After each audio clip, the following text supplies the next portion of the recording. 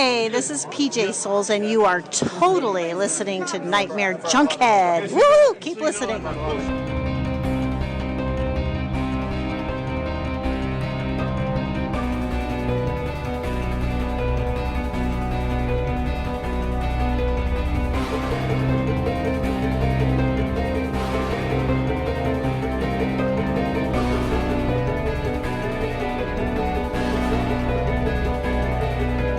In and out of your consciousness like a bad dream you can't wake from, this is the Nightmare Junkhead Podcast, a horror podcast that has always been skeptical of any kind of street magic.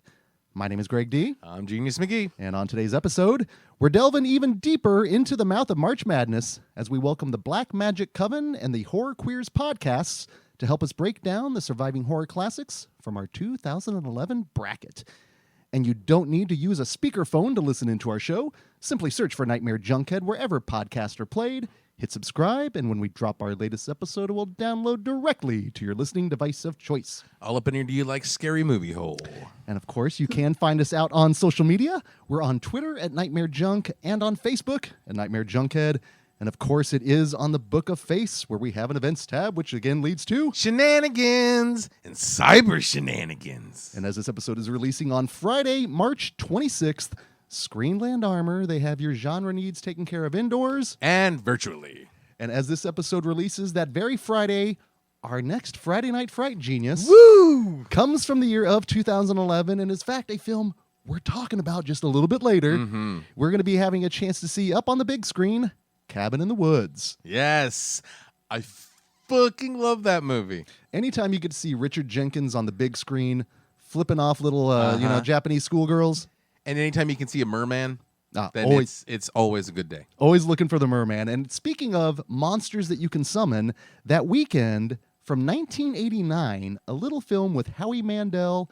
Little Monsters? Little Monsters. Oh, sweet. Which I haven't seen probably since on HBO back in the day. I'm telling you, Little Monsters and Drop Dead Fred would make a fantastic double feature. And it just so happens that did play just a couple of weeks ago. Mm-hmm. Probably not a mistake or, anything like that.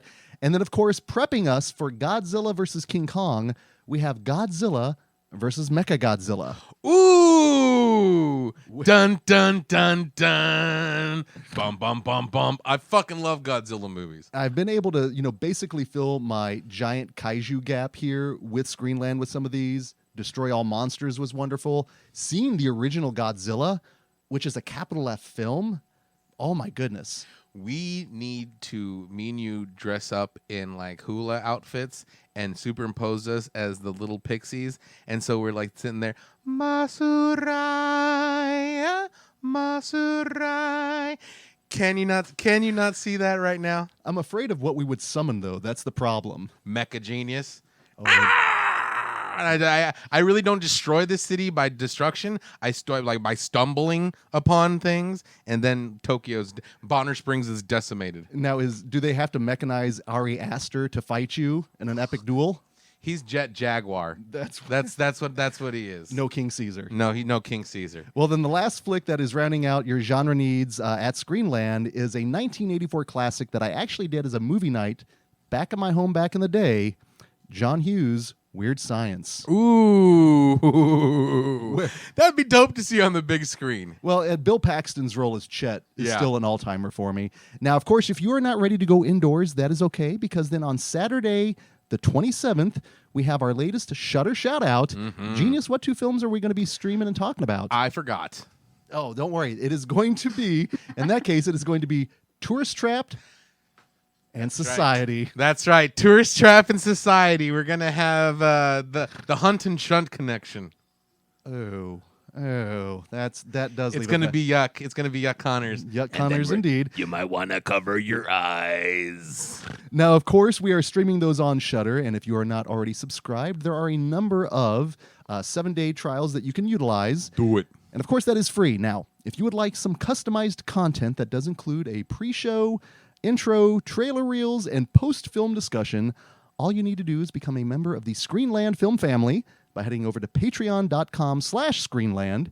And hey, if we are talking film family and Patreon, hey, pallies, don't forget, this is actually going to be here next month, is going to be us celebrating our first full year of Patreon Pallies. Get the fuck out of town. I know. That's awesome. And of course, that means you can get access to a number of things, including our Killer Clowns from Outer Space commentary, our thoughts on Night of the Demons 2. That was fun. Yeah, it was. Put away the lipstick, and a number of other things. Head on over to patreon.com/nightmarejunkhead for that access and so much more. All you pallies are fucking rad. We love every single one of you, including a particular someone here that is a member truly of our film family. Now, we are in now basically the last week of Into the Mouth of March Madness. Full on Genius. madness. We're getting past the psycho stage, and now we're getting on the achy healing part. Oh, we are healing indeed. And here in the round of the Scream 16, we are not alone. And if we're lucky, Genius, we might be able to summon up some help this round. And while it is not 3 a.m., it is always the witching hour when these ladies show up. Please welcome to Nightmare Junket and Into the Mouth of Madness for the first time from the Black Magic Coven podcast. Please welcome Liz, Andrea, Marissa, and Kaylee. Hi. Hey, y'all. Hello. Welcome. We are excited to have you girls on here because Women. you all are rad. Women. Because you all are just really rad. Now, before we get into the madness proper, where can our listeners find you out on social media? Please plug and promote away. Well, our podcast, I was like, oh, who's going to do it? Yeah, you go first. For our podcast, you can find it just Black Magic Coven on Twitter, on Instagram, on Facebook. We're on all the things. And same with streaming services, Spotify, Apple Podcasts. I think we're on pretty much every network you can get a podcast on. We should be there. I was going to say, wherever podcasts are played at this point. Yeah, I mean, there's a million do you have anything individually that you would like to promote or plug in terms of social media? Well, I'll go. If you would like to also, I do another podcast, and that is called Generation Why Am I Like This? And it's Generation, the letter Y, Am I Like is spelled Lyke. And basically it's me and two of my friends from college, and we go through anything in our childhoods and rewatch it, re-listen to it. We do music, we do albums, we do movies, TV, all that kind of stuff, and just kind of look at it with our current day lenses and talk about how it maybe affected us and turned us into the people that we are today. So it's a lot of fun. So definitely check that out as well. It's also on wherever you want to listen to podcasts, and we're on Instagram and Twitter and all that jazz too. So Nice. Anyone else to throw anything out there? Mine's lame, but if you want to follow me on Twitter, you can hear me rant about sports things and beer and comic stuff and movie stuff. And I'm just super cat chick with a K on everything. That's our audience, so we're good. Oh, yeah. I feel weird sort of promoting myself, but I'm a film critic and film writer, and I'm going to be covering South by Southwest and a few other film festivals and write a lot about horror. So if you're interested in reading anything, I usually share it on my Twitter page. It's just Marissa _Mirabal, MIRABAL. Perfect. Nice. And what's kind of cool, just in terms of people that may not be familiar with your podcast, is 3 out of 4 of you are here in the Kansas City area. But you all extended down to the Texas area to bring in someone to the Coven. So how did the podcast itself come together? Oh gosh, that was mostly our good friend Tim Canton, who you guys are very familiar with, one of the co-founders of Panic Fest. He kind of had reached out, I know, to Liz and myself about hosting the podcast, and then Andrea as well. And then he was kind of like, hey, I think you would really get along with this Marissa, who lives in Austin, but she seems to be in the same kind of circle as you. So we just kind of rolled with it. And yeah, now we get to record, and it's a lot of fun.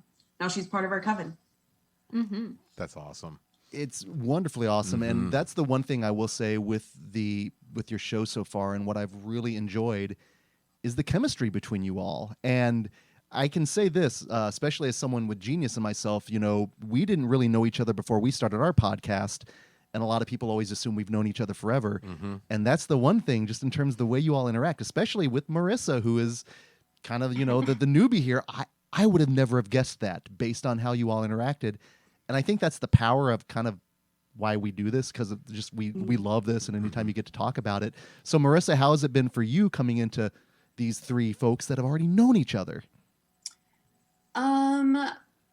I wasn't too nervous about it. I mean, I think that there's a certain type of sisterhood just in general with women who like horror and enjoy horror and enjoy the macabre and, spooky stuff. I mean, these aren't very common interests. So when you find another female who's into the same stuff that you are, I think that there's a natural excitement and willingness to kind of talk about that and explore that. And, I felt really comfortable right off the bat, and it's been fun just cracking jokes and talking about serial killers and cryptids and, all the stuff I wish I could talk about more. It's cool to have, a group of girls in a coven that, I can share this passion for creepy stuff and horror with. So I think, thankfully, I fit in pretty naturally, I think, just, with that base. I have not seen humans in a year, though, so I do appreciate the fact that you think that we get along so well, because I have not had a lot of social interaction. So that's nice to know. What was it kind of like? Did we just become best friends? Yup, the kind of thing. Yeah, it's fun. I look forward to it all the time. So, have you ever been to Kansas City? I mean, not in quarantine time, but I mean, like. No, I haven't. We're trying to get her out 2022 for Panic Fest. Hell yeah, it's gonna happen. Yeah. If One day. If we don't have a live Black Magic Coven podcast in the year of 2022 at Panic Fest, Tim, Adam, I'm putting you all on hold on count right now. I'm gonna be very upset. That would be super fun. Oh, are you kidding? That would be fun. Love you all to put a spell on us in the audience, as you do with every episode. So that being said, you just finished your first season. Do you have, if our listeners out there, is there a particular episode that would be the best one to feed into, just to kind of give you an idea of what the podcast is like?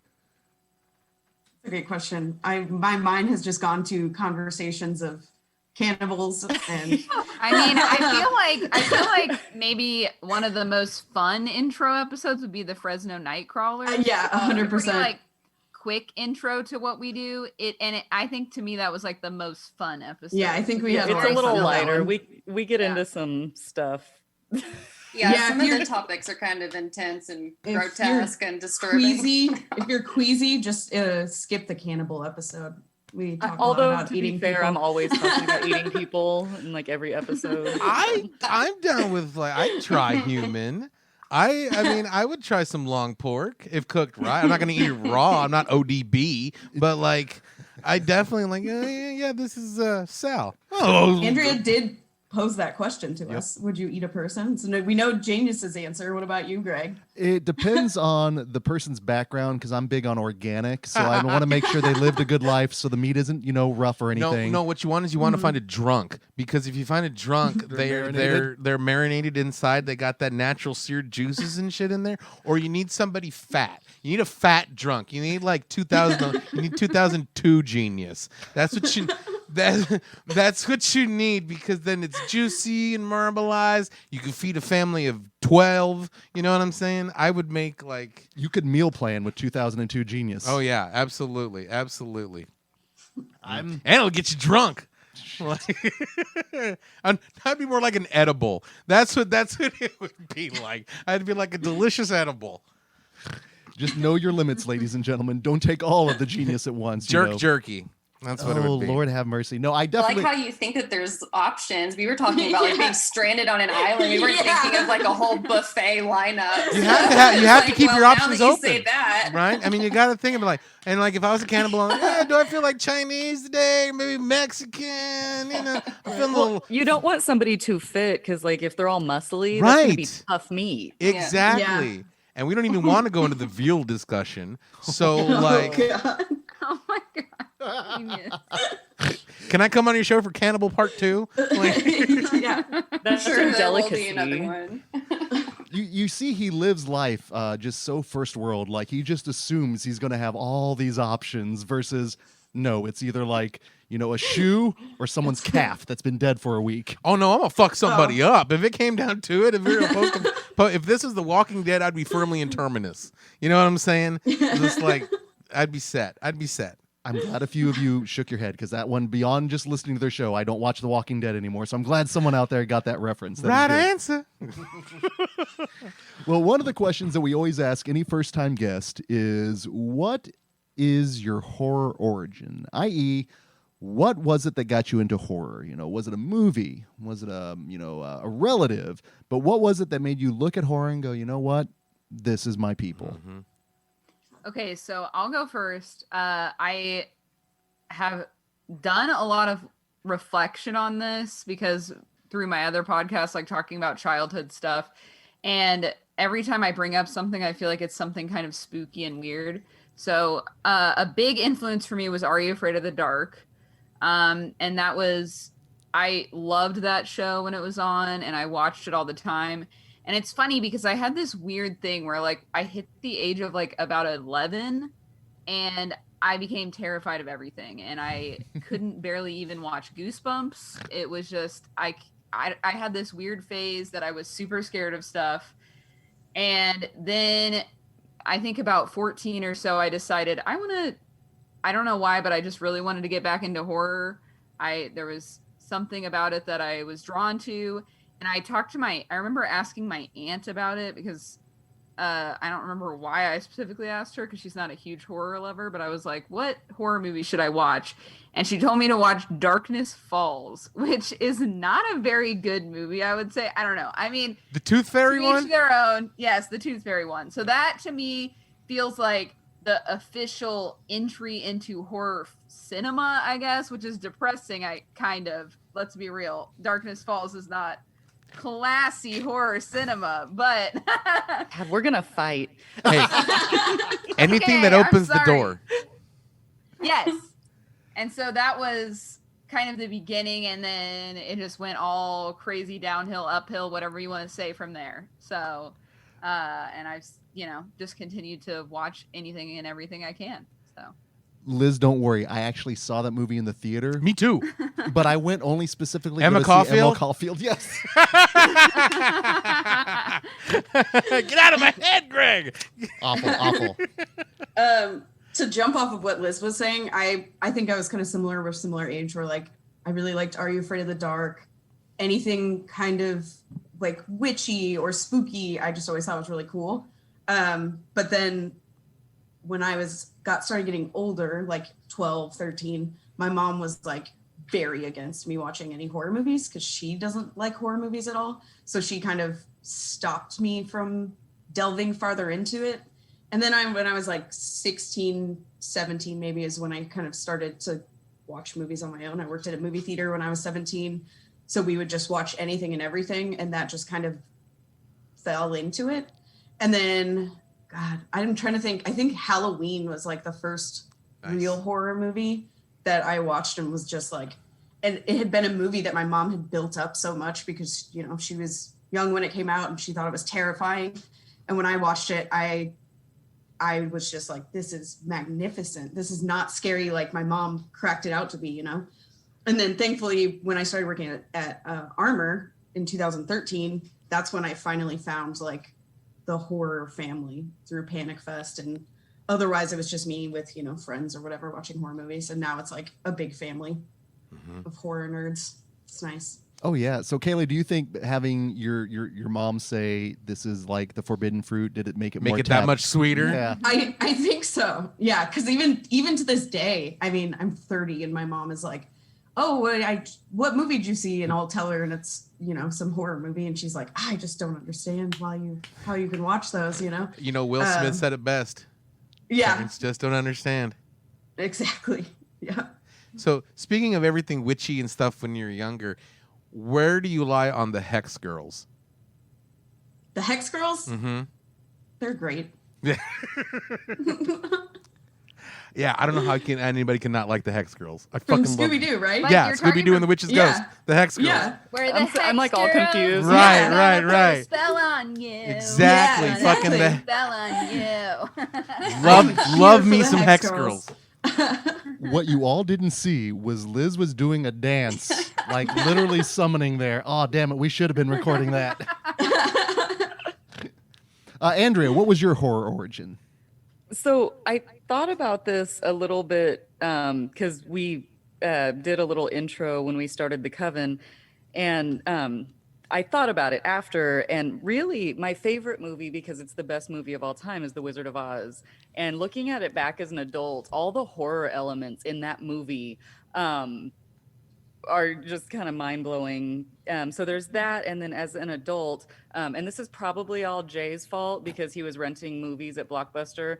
And I'd go in like every Friday and like look at all the covers and I'd find like the most creepy one. And my parents would let me watch whatever I wanted. Like it really didn't matter. And so Night of the Demons was my first movie. I remember being old enough to sit there and be like, oh, I love this.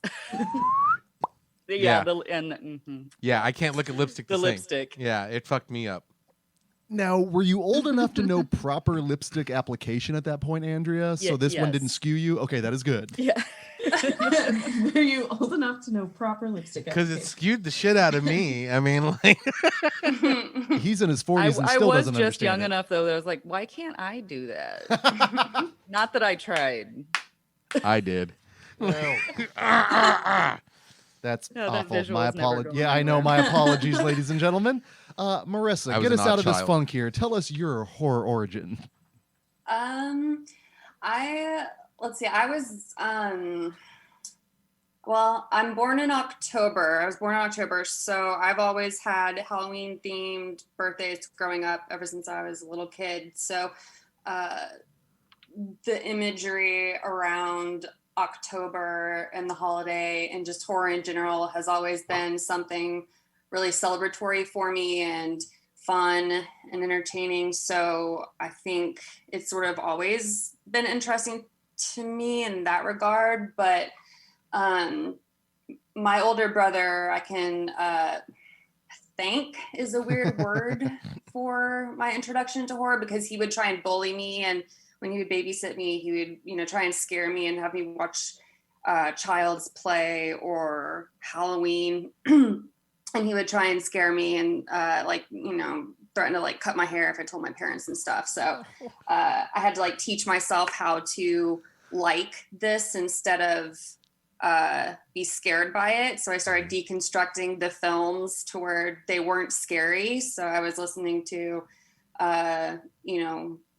like the music was really scary. If you mute the movie, it's not that bad. If it, thinking about it being in terms of like an actual production and there's people on set and spoofs and robotics and everything. So I think from that perspective, Child's Play was really formative for me from a young age, like around 6 or 7. And then that was when I started to be able to like watch them a little bit more in terms of, enjoying them. They were still creepy, but they weren't, I could see them as, being actual movies, like movie magic, Mm-hmm.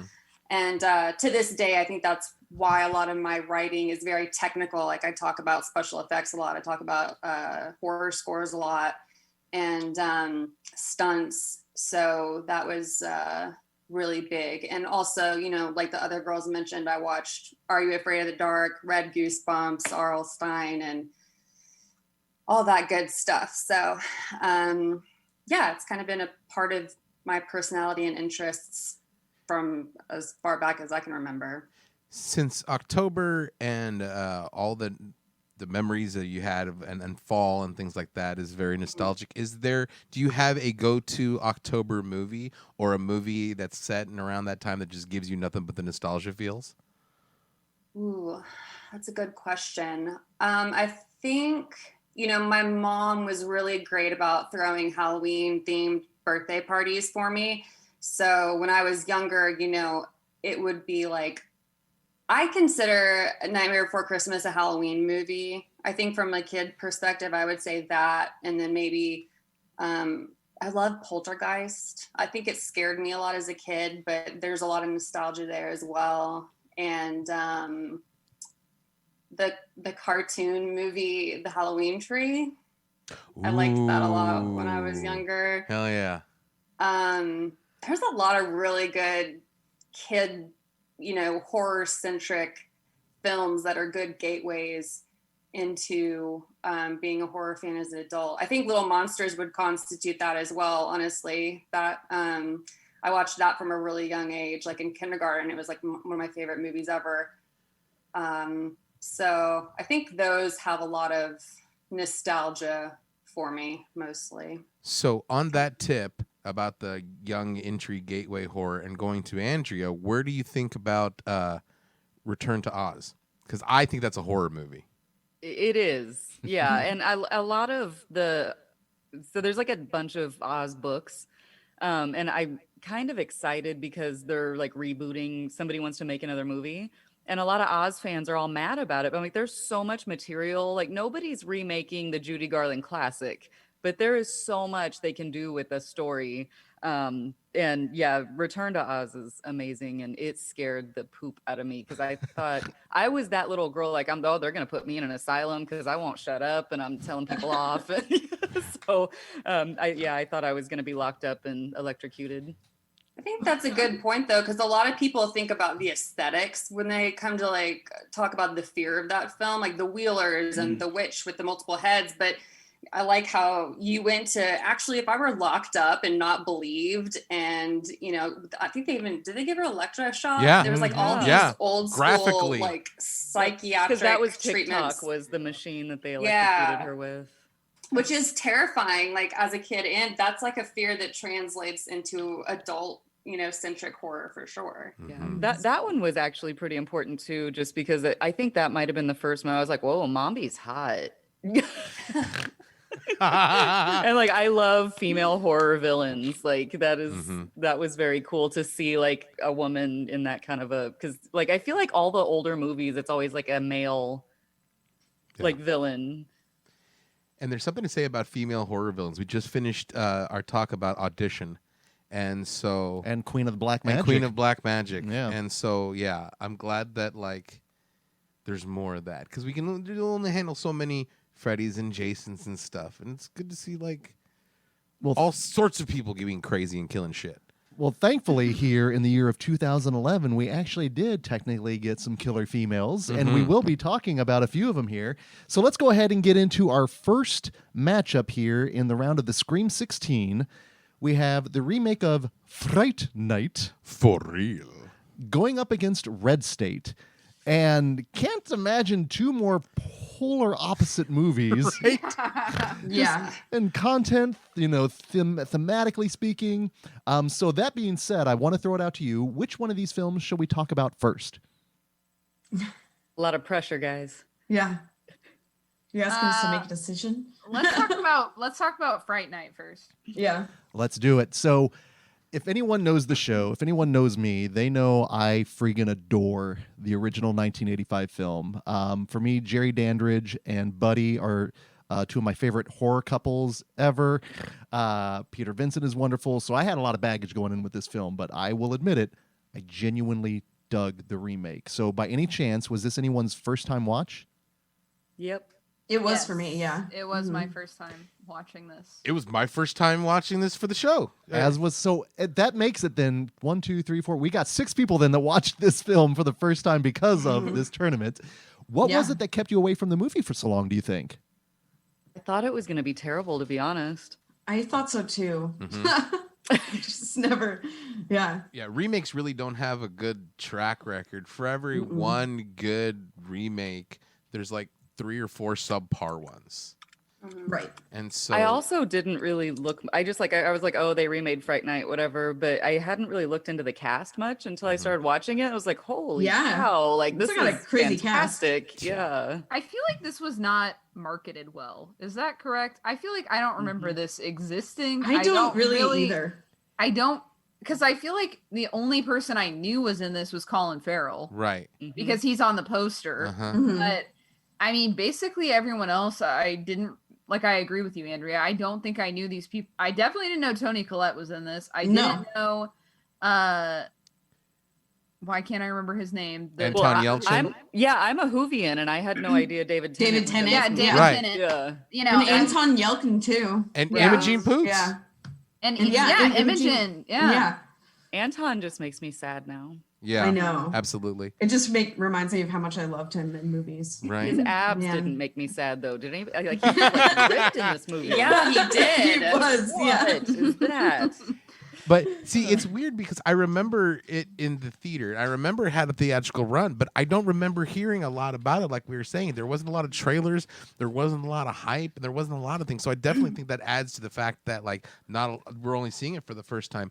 But also, is there a sense of like not reverence for the old one, but maybe so, or maybe because we have all been burned by remakes before? Do you think that might be a part of why none of us have seen this? Because we're all pretty steeped in horror, you know. So Yeah. for all of us to miss a movie, I'm I mean, I've never look fully into it. seen the Seen it. first one. Really? I've never actually sat and watched the entirety of the first one. For real? cue It's been a the really Invasion of long the Body time Snatchers since gift. I've seen the first one. I have to Google the- it, but I'm guessing the studio, for whatever reason, maybe didn't throw any money into putting it out there. Because that kills a lot of movies, and it's released and then it goes away, and then they make their money off VOD or whatever. But that would be my guess. Well, which is a bummer because it's a good movie. I would have liked to actually seen it in the was, yeah, I theater. enjoyed it. And Yeah. I love the Well, and fact that was the one because I had seen it when I was younger, the original, and I was like Andrea was saying, you know, you go to Blockbuster or local, you know, movie store and you look at the horror section and the artwork. I think that's kind of like it's coming back, you know, just horror art for movies in general, but it was really fucking good in the 80s. And that cover for Fright Night, that artwork is fantastic. And that always like would entice me on how to pick a horror film or challenge myself if I could handle it, you know. And some of the ones you think are scary are really not, like House, you know. But Fright Night, I was really creeped out by that horror cover, so I watched it, and it was actually really fun. And so I remember when this one came out, you know, it's funny because it was also around the time of Twilight. And I've never read the Twilight books, but I did think it was comical that they dropped a Twilight reference in there. And the same cinematographer who did Twilight Saga, New Moon, and Twilight Eclipse is the same cinematographer who worked on Fright Night, Javier Aguirre Saroba. Butchered that to hell. But I kind of like the throwbacks that the 2011 has and the way that it sort of makes fun of itself, but also brings a lot of really dark and heavy elements to it as well, because there are some creepy scenes in there. There is some really good horror. It could be a little bit creepier than the original almost, depending on when you saw the original, but it's definitely worth seeing the original because it's a fun film. It's definitely and meaner. it's all practical. Yeah. It's good. Well, I'm glad you mentioned the whole Twilightification of the film because even like the cover of the movie Look like a Twilight cover with the red eyes and Colin Farrell's being Yeah. sexy and brooding, you know, with no hint that it's a fucking He's a- monster-ass vampire. Yes, yes. Yeah. And even I remember when they released Near Dark on, I think it was like a DVD or Blu-ray, and The it was romance cover. and it just looked, and I get that they're going because that's where the audience is at this point, but it's Right. just such not that kind of film. Now, Yeah. I was shocked at the quality of the cast because, and just wasn't it today? Technically, is Anton Yelchin's birthday? Is it not? Oh. I think it don't was. know. I saw it on Twitter today, and it was just such a sad reminder of what a great actor he was. Because that was a surprise when I came to the movie. I was like, oh, it's Anton Yelchin. Oh, it's Toni Collette. Oh, it's Imogen Poots. Oh, it's Dave Franco? Like, Yeah. Oh, That- yeah, right. right. Yeah. I forgot Dave Franco was in it too. Yeah. that was probably the biggest surprise of me is just enjoying the cast so much. And How just- much fun it was. And I wasn't expecting to enjoy McLovin's Evil Ed because hashtag not So my good. Evil Ed, you know. He was, yeah. But he was really good. Poor McLovin. He's never gonna not be McLovin. I Like, know. Right. I mean, I guess whatever. If you're known for something, embrace it. But yeah. Oh, It's man. easy for us to say, but I agree with you. It'd be tough, but it's like, no, people love you. Are you kidding? It's a blessing and a curse. Well, Yeah. he'll never have Even to in eat. Promising Young Woman, it was like, McLovin's in it. Yeah. And he definitely He would played be that that character. douchey guy at the end of the I know. night, though, trying to hit on you when Yeah. you're wasted. Like, that's a total, like, casting call. Like, oh, yeah, you're in. No doubt. Yeah. Like, I will say this: that movie wasn't what I thought it was, but I'm glad it was what it was and what it turned out to be. It was so freaking good. Other thoughts on Friday? Oh, let me ask you this: just in terms of the hunk factor of one, Colin Farrell and his abs? and his abs. He in 2011, I don't know, it came off a little bro-ish. Is that maybe the appropriate kind of thing, or maybe I'm just old? Honestly, Yeah. when I'm watching this movie, if I were to pick like the hot guy, I would go David Tennant. Goth drunk David Tennant all Yeah. day long. Yeah, but I exactly. do like Like, I'm staring like- at Colin Farrell. Yeah. I don't know. Anton, man. I think he's so cute. I think I'd go Colin. We all Imogene. I'll pick different ones. pick. I mean, I'm good because I'll just go up to the penthouse and hang out with that That's true. thick fireplace and like some leather pants. It's That all was so good. Drinking Midori. yeah. I mean, it's great. I love it. Having the wife cuss at him all the time. I think that set, his whole lair or his apartment is actually, they filmed that in New Mexico at a museum. Like, you can actually go there. That's Oh, cool. that's Yeah. neat.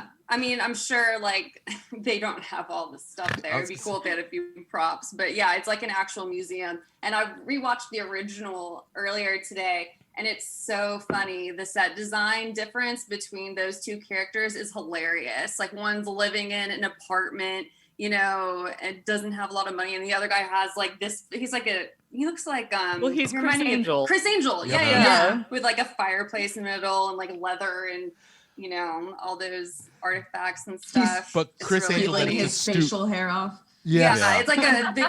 It's hilarious, but yeah, His you can action actually wig. go to that spot apparently. It's But all the stuff in his place was so cool too because it Yeah. made the fight scene believable because they Yeah. have weapons and stuff, and like normally Yeah. that would have like he just would have ripped them apart. It was like, okay, I can deal with this. It's not like they randomly just picked up some like sword or something. Yeah, I Mm-hmm. like the aspect that he was a phony baloney magician, but yet also- he was a monster fighter. I mean, Yeah. Yeah. he did know the existence of vampires and shit. So like, I really like that aspect. I don't know if I would like this Peter Vincent better than the old Peter Vincent in like style, but I would definitely party with the new Peter Vincent as opposed to partying with the old Peter Vincent. I would go to a I don't dinner know, party. man. I with- could party with the old Peter Vincent. Yeah, I and would just, party like, with him. hang out and like drink some scotch, and just chill, like talk about like, Orgy of the Damned. the Right. occult and old folklore. I don't know, and like go home and crash around like 9. I don't know. No, I'd go to Vegas and party with new Peter Vincent and fucking fight vampires. I'm going with Marissa, and I'm retiring early and having a nice fancy dinner and sophisticated conversation. By like Meanwhile, the fireplace, Sophisticated conversation. and then I come back, Yeah. dinner That's is in the totally oven. like, is it Tuesday night Andrea or Saturday night Andrea? Yeah. Right? Oh, Lord have mercy. So final thoughts on, I want to make sure we touch upon this, on elements of Fright Night that we have not talked about. Anything, final thoughts Well, before we... So I do have to say that I think the funny thing about this movie is that one of the scariest scenes to me was when Colin Farrell rips that pipe out of the ground and is just Yeah. staring at them the whole time. I feel like he made that character really fun. Mhm. And I mean, not that I guess I'm surprised. I think Colin Farrell is talented, but I just think because the movie is like very campy and kind of silly at times, I think he still did a great job of balancing that camp with the like being straight up scary. Scary. Mhm. Yeah. And so I really loved that moment because I was totally shocked by it. I don't, is that in the OG? Is that how they do that in the OG? No. Or Nope. okay, yeah. I loved that. I loved that it was a very clever way to get them out of the house. Yeah. Because I mean, you do. You're like, oh well, he can't go in the house. See ya. And then he's like, I can get in if there's no house. Yeah. And I just loved that moment. I was like, oh shit. I know. I did not expect that. Mm-mm. When he went back there and started digging, the last thing I expected was that he was going to pull a gas line out of the ground. And Tony Collette's like, what is he doing in my yard? Yeah. But see, It's that's total like mom move too. Just like Mhm. doesn't like how he has that dumpster in the front the whole film. And Yeah. Mhm. she does a great job. I will say too, it was kind of cool. I was surprised to learn at the end that their stunt team received awards for their firework, which was kind of cool. Oh, that's cool. So yeah, they won like best firework and best fire stunt with the Taurus World Stunt Awards. Chris Brewster and Mark Aaron Wagner. So, and I think that the stunts, and the special effects with the makeup were all executed pretty well. Mhm. I have a thing. It was, and I felt like up until the very end, and they had spent all their money, so they had to put a bunch of crappy CGI in like the last like several minutes of the movie, and that took me out. Like everything was great up to that point, and then it was like, oh, well, you just Crappy lost a CGI star. is the worst. Oh, yeah. Yeah. Oh, yeah. It Worst. definitely can ruin the broth, Mhm. But I liked how smart this was, going back to when it deals with vampires, as in like, if I can't come into your house, then I'm gonna blow your fucking house up. Yeah. And how Yeah. brutal it was too. That whole chase scene Was was effective. Car. really effective, because I was like holy shit, and just watching it, and I'm like, this is nothing like the original at all. This is a smart, mean vampire, because Jerry Yeah. Dandridge in the original, he wasn't mean. He was more of that romantic type Bela Lugosi vampire, but this one is more like, I don't know, One of those 30 Days a 30 Night Days a ones? Night vampire type thing. Just smart and very mean, and just matter of fact, I'm going to kill you because I'm hungry. Yeah. And he Cannibal. rips through the bottom of the van. Yeah. Well, I don't know if you guys noticed, like early on, Toni Collette was like in the beginning, she was loading up her van or station wagon with her Oh, like yeah. signs, and you could tell they were like stakes on the bottom. And I was Yeah. like, oh, they're gonna use those, and I was Yeah. so I happy know. to see that come full circle. Yeah. I was like, it made sense that she had those in her car. I'm a nerd for stuff like that. Yeah. Like, When it does make sense, and it's easier to follow along a cohesive story where there's not a lot of plot holes, Yeah. it does make it a lot better and more like digestible in a way. And I also thought this was very well paced as well. Yeah. Just I didn't feel a lot of lulls with it. It felt very 2011 for the most part, which is not a bad thing. Yeah. Per se. Yeah, I mean, I the only thing about this movie that I didn't, for some reason, I just didn't buy. I feel like there was like 3 endings to this movie. Yeah. It kind of ended, and then it was like, oh, never mind, it's not over. And now it's, I didn't mind it. I guess I was having fun watching it. I just, at the end of that car scene, I was like, oh, okay, now we're gonna wind things down, and it's over, and then it continues. Mhm. Yeah. So I don't know. I felt like it did feel a little jarring sometimes when it wasn't, when I thought the climax was there and it wasn't actually the climax. So I guess that's I don't know. It's sort of a mixed negative, but I'm also fine with it, I guess. I don't know. It's not over until he gets laid, Yeah. That's the climax. It went from Fright Night to Once Bitten. Yeah. Oh my God, I love Once Bitten though. It's so corny and hilarious. Now, well, hold It's on. Now. great. When's the last time you watched it? Because we watched it last year, and there are quite a few F-bombs in there, and we're not talking the Oh, word yeah. fuck. Yeah, it's like Yeah, it's not PC or very like socially conscious to this day. I watched it a few months ago. Those kinds of ridiculous movies are kind of a comfort for me sometimes, which but I think it's in terms of like the production design, 80s, costume design. The sets are hilarious. The dream sequences, or even when they go to the bar and they have the phones, Yes. and the lips in the middle, I mean, it's just so, it's real campy. It's fun in that regard, but yeah, I mean, in terms of script and actually, I mean, it's very problematic. I'll just a say lot of those this. older films are. it makes me you know. hungry for chicken mac nuggets. You should all check out Once Bitten if you can. Speaking of campy, that's one thing I liked about this movie and the original was the original had a little bit of camp factor in it. Not overtly campy, but just enough to like, this is fun. And this one had enough of that camp where this is a fun movie and not so serious. Yeah. And it's still action, and there's still significantly more action, significantly more horror than the original, but still just enough to keep it like lovable and goofy. Agreed. Yes. Final thoughts on Fright Night before we roll into an entirely different film here. I was surprised by it because I don't know. Maybe it was like the Twilight thing that I don't know what I thought it was going to be, but it was super cute. Like I said, the only issue I had was the weird, like they had good CG and effects through the whole movie, and I'm just going to rant about that. I felt the same way about the new Suspiria.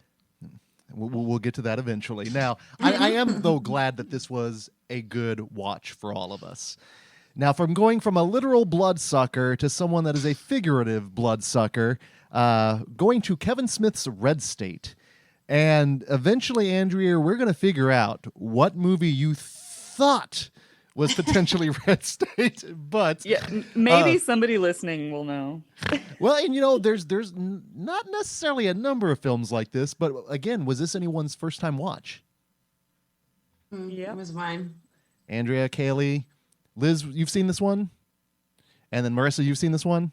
Okay, so my first timers, were you familiar with this one at all? A little bit, yeah. Yeah, same. Did you go in with any Kevin Smith expectations? Yeah, I didn't, just because I had already been told. I had a friend that went to the roadshow, and so I kind of had an idea of like how different it was going to be from the other stuff he's done. Yeah, same. I had talked to somebody about it that told me a little bit about it before I watched it. So okay, and now that being said, then did it live up to any of the expectations? Was there too much hype? Was it just right? Now, how was the first time watch with it? For me, I thought it was better than people gave credit to it, but I don't know a ton of people that saw it either. Yeah, I don't know. It was all right. Yeah. Again, and all right is usually kind of how a lot of people would describe a lot of Kevin Smith movies potentially. Yeah, that's true. General That's very consensus, true. isn't it? Yeah. Yeah. So, Liz, Marissa, what were your initial interactions with Red State? Well, I mean, I live in a red state in Texas, so it's interesting. I see those kinds of characters around holding up a lot of hateful, signs. And I mean, I'm in Austin, so it's not all the time, but I mean, I have seen that. And, you go out into the outskirts of the city in Texas and you see like billboards damning you and call this number if you're going to be saved for the rapture. So I think that in terms of characters, I find that story quite terrifying. It's realistic. It happens. Hate crimes occur. And a lot of times they can be in the name of God or religion. So I was, it was like a breath of fresh air to see it and revisit it in the sense that it isn't your stereotypical like kind of stoner social commentary that Kevin Smith kind of does, or comic book hero centric. I like where he took it and was basically like, fuck these people, they're fucking awful. But also having some callbacks to cult films and cults in general, like in Waco with David Koresh, or just Westboro Baptist Church in general. I think he really hit the nail on the head with the capturing the essence of those kinds of monsters. I think they're monsters. So, Absolutely. It was a good sort of monster film to battle Fright Night in that sense. So Most definitely. I liked it, but it was some of it's a hard watch. A little bit, Oh yeah. Well, I mean, I grew up in Kansas. You guys grew up in Missouri, so we're around the Westboro Baptist Church. Yeah, they're from Kansas, right? Yeah. So I have been in areas where they are protesting. I remember they protested. I went to an all-girls Catholic school and there was an all boys Catholic school, and a bunch of my friends were in the Laramie Project, the play. They did that show. Mm-hmm. And I remember the Westboro Baptist Church came down to protest their play, and like They protested at my high school too. Yeah, so I remember that was kind of my first encounter with the Westboro people, was seeing them there. And obviously they had all of their signs and all that jazz. But I actually went and I had a huge Kevin Smith phase. I had like a Mallrats t-shirt, you know. I was like, I love film. Look at all. Oh, I'm a Like, cinephile. yes. And so my Nana got me tickets to go see Kevin Smith live. I want to say I was probably like 16 or 17 or something. Well, I don't know. When did this movie came out? In 2011? Yeah. So no, I was older. So I was probably like 19, 20 maybe, because I went and saw him, and Westboro Baptist Church was protesting his show, and he was talking about that he was working on the concept for this movie at the time. So I knew it was coming out. I was excited about it.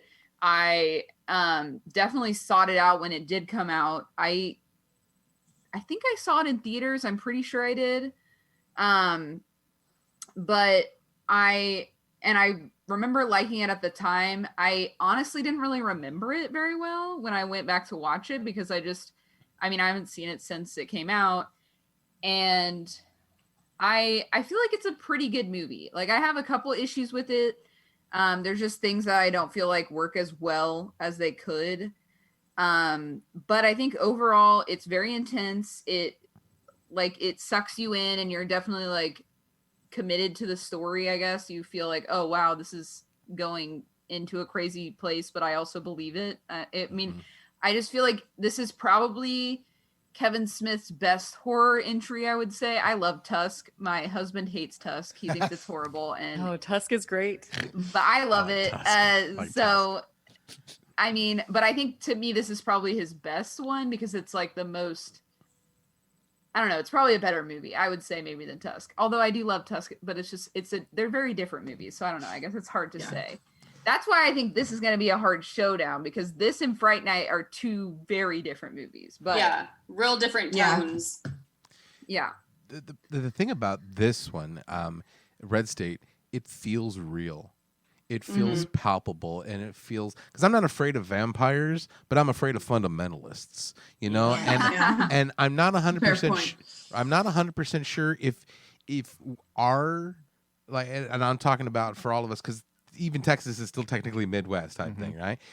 We grew up with these people in our backyard, so this is more real to us. I don't know if it would be as scary as to say someone in Rhode Island, you know, or even Florida, because they don't see it like we do. And like, because it was almost, they were protesting almost once a week for a while there at this time, and you couldn't go anywhere. And the fact is, monsters like vampires aren't real, that I think. But monsters that will protest a funeral are. And those are truly, truly monsters. Yes. So that's and that why will brainwash little babies. And like that was heartbreaking. When I see the little kids out there and they're holding the signs that just say horrific things, I just want to scream. I'm like, this poor child has no chance. Yeah.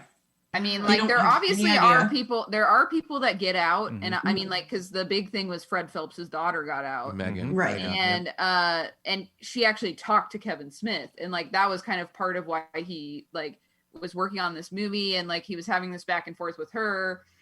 And I do feel like he kind of gave her a character in the movie of the 20-year-old girl that was trying to get the kids out. I feel like that's probably 100% true, that he was kind of saying, this is this girl, because she clearly wasn't all the way bought into it, or at least she cared more about the kids than the whole crazy, like, we're gonna sacrifice our lives for Jesus. But yeah, I don't know. it's a weird movie to look back on now too. I feel like because of everything we've gone through with Trump and everything, I just am like, whoa, like this feels even more relevant today. That's I called back to that when they mentioned the part where they're like, even Nazis were distancing themselves from this guy. Right. That totally hit home what we went through the last 4 years. Is like he embraced them. Right. You'd be hard pressed to say there's good people on the Cooper side there potentially, right? And that's what made it more scary because it felt so real. It felt so prescient. It felt like this could really happen. And not only with the cult and the Westboro, but the fuck ups from the government and the fuck ups from local and state and everybody fucking up and not knowing what the hell. Too many goddamn cooks in the kitchen. Meanwhile, you have this like religious zealot shooting at you armed again, like the David Koresh. Well, and the fact that they got guns. I mean, and they got the type of guns that they got. I mean, there's so many issues that this movie brings up because you're talking gun control, police, like questionable police choices, and then also obviously the cult like religious Christian terrorists, which I think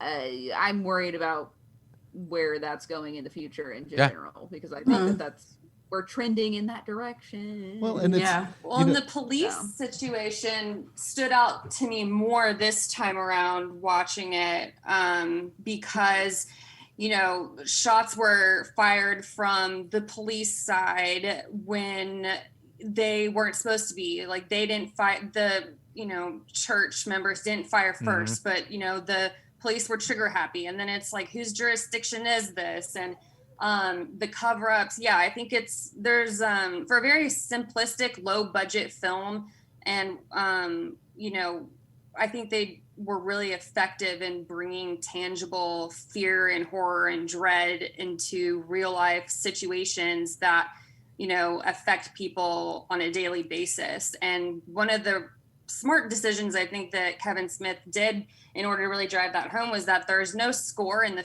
film. There's no music. There's only the music that the church sings. And so that's another way that it feels very like authentic and almost like suffocating, like you're in this moment with them, because it's not like some drama where you have this orchestra in the background or this this chase scene with music. Like it's very organic, and I think that plays into the dread of the entire narrative, really. And the fact that like the way he shot it, like during the church scenes, I felt hot. I felt like I was in that church as well, and it was I could almost smell the Murphy's oil soap and the incense and the stickiness and the hotness of it, of a hot day. And also the fact that what really threw me off was when the Stephen Root was the one who fucked up, right? But he kills the survivor that we've been watching, that we've been hoping that he's gonna make it, and we're like, okay, he's out. Yes, go, kaboom! And you're like, what the fuck just happened? It pulls the rug out from under you, especially with the police's ineptitude. And John Goodman is the only one like, what the fuck is going on? And then the moral dilemma aspect that John Goodman is put in of having to kill children and everybody just to cover up their own mistake. And the fact that the government would rather say, oh, just kill them all and let God sort them out. Well, and that's such a real life debate or debacle when one of the main characters who was kidnapped is sitting in the room with one of the members of the church. She's like, you have to help me. Like, how would you not? How do they know that you're not one of us anyways? Right. And he's just like, fuck you, like, kill me. I don't care at this point. My friends are dead. And, her rationale was very logical and makes sense in terms of going out there with the police and thinking that, oh, well, just because the cops are here or the sheriff's here, you're safe. So I really thought that writing was smart. Well, and I usually come to a Kevin Smith movie for, dick and fart jokes. And here we have this heady material that I was not prepared for. John Goodman's over there. I'm not even supposed to be here today. I fucking love John Goodman, though. Like, he's like my TV dad. I fucking love him. Whenever he's around, did any of you guys watch Treme on HBO? I've seen that. No, okay. It was like basically it is about New Orleans post Katrina, and John Goodman's in it. And I should have made better notes because the female lead that lured the kids is his wife, Melissa in Leo? Tremaine. And I'm glad I had some distance between that and this because it was like, yeah. Well, that was the kind of a joy of this movie too, is kind of having those moments going, oh, Melissa Leo. Oh, Kevin Pollak. Ralph Yeah, Garman. Melissa Leo. That's she's such a great actress. No, yeah, I was shocked with this one. And Liz, I actually did see this at the Midland at that infamous thing where the Phelps daughter came in for the Q&A. We did the anti-protest. I had a sign that said Cthulhu loves gay people. Like it was That's amazing. It was intense. It was crazy intense. And I walked away basically completely changed for the most part. Now, my question though is watching it this time, I get horny teens. I was once a horny teen, where my libido would maybe take me somewhere I shouldn't go, but maybe it's because I'm an older man now, but I'm just like yelling at these kids going, don't think with your privates, idiots. man. Yeah, this is just so bad. It's like hostile. Like you wouldn't get in that situation if you just like had, just chill. Like chill. It'll happen. Also, like, chill out. Just calm down. Like you'll get off. You'll lose your virginity one day. Like it's okay. You can. I mean, I don't know. I agree with you. That was kind of ridiculous too, because I find it more terrifying. Like if they actually were gay or in a relationship, right? But.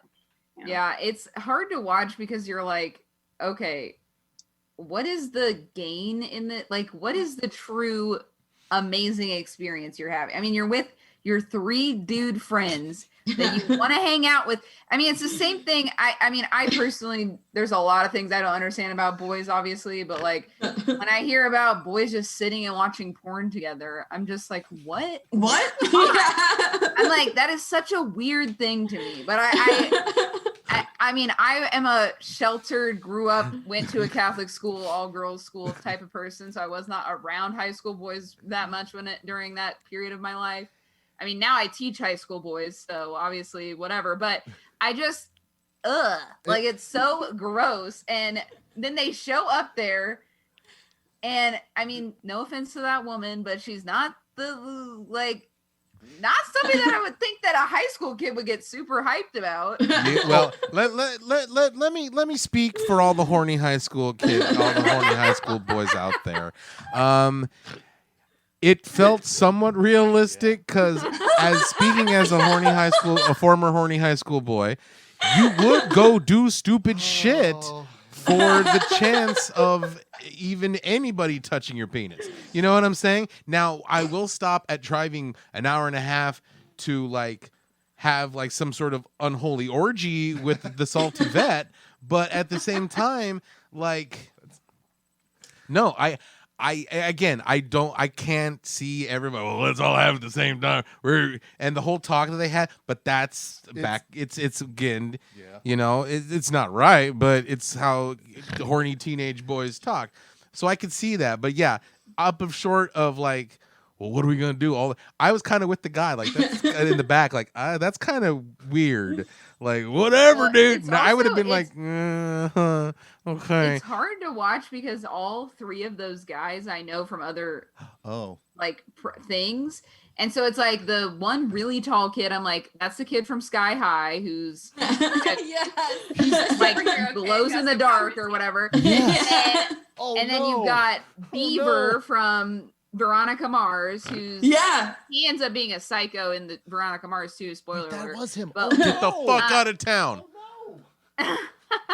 And then the other kid, I know him from The Art of Getting By, and he's a douche in that movie, but he's in other movies too. But I mean, like, I don't, it's just a weird thing to see them all together, I guess, because I don't know. It's just so weird. I can't get over it. I'm scarred for life. I can't.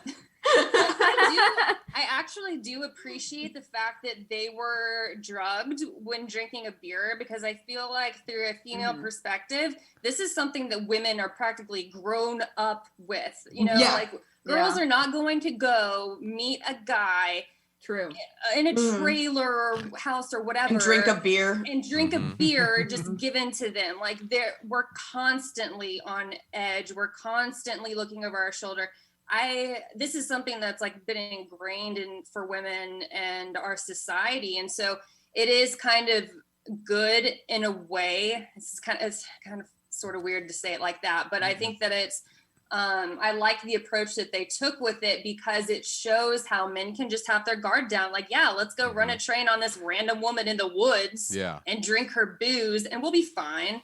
You know, it's like this male, not only entitlement, but there's this male security that nothing can happen to you. You can get away with anything and you don't have to worry about getting hurt. And so I thought that was like a good flip of the script. Absolutely, because you don't think of that stuff when you are a young, horny teenager. You know, that those kind of lessons as a guy don't cross your mind. Well, even as an adult, I don't think a lot of men do. Well, no, and no, as I was gonna say, as an adult, like I understand what you're saying, how you liked seeing them being drugged, but you don't want to say I like. Okay, you make me sound bad. No, I know that's what I'm saying. It sounds bad when you say it like that. When you say I like them kids getting drugged, it's a lot of fun. That happens on our podcast all the time. Where I'm like, God, this is gonna make me sound like such a bad person. The role reversal was nice. Role reversal. It's like a role reversal.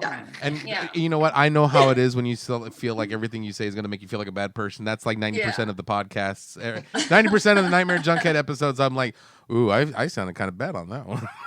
Exactly. Although, you guys, I did appreciate one thing that I specifically wrote down because when they were looking at the app, one of the guys was like, you can't see their faces. I'm like, what 16 or 17-year-old boy is going to be like, I want to see your face? I thought that was very odd. So, guys, is that a thing? Well, we'd like to know what we're getting into, I guess. But it's all different because one of the guys is like, I can't see your face. Another one of the guys like, I don't fucking care. You know, that's kind of how I thought. Like, you put a bag on her head, right? So turn her over. You want to see her face. The thoughts and views expressed by the Black Magic Coven do not necessarily represent the thoughts and views of Nightmare Junkhead. Final thoughts here on Red State, because we definitely want to make sure that we put these two together here. Yeah. I enjoyed it. It's definitely not a feel-good, fun horror film. It's more of like a political, religious commentary, but I think it's definitely worth checking out and I like revisiting it. Kelly, as a first-time watch, decent? Yeah, I think it's decent for sure. It's definitely heavy, and coming from like Fright Night to this is so different. Yeah, it's fucking heavy coming from like mall rats. Yeah, honestly. Well, obviously, we all loved both films quite a bit, but only one can advance into the round of the Hateful Eight. And we have two bits of criteria that we're going to go ahead and look at. And our first question is, which of the two films is closer to your heart? Closer to the heart! Yeah.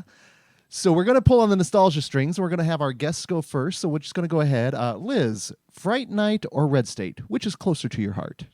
I'm gonna have to go with Red State because I feel like I was there through the whole process of the film.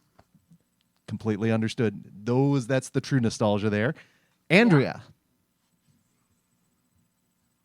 This is so hard. I think I'm also gonna go with Red State, just because it hit a lot of emotional notes that weren't necessarily like warm fuzzies, but like very much got me in the feels. Completely. Marissa. I'm gonna have to go with Fright Night.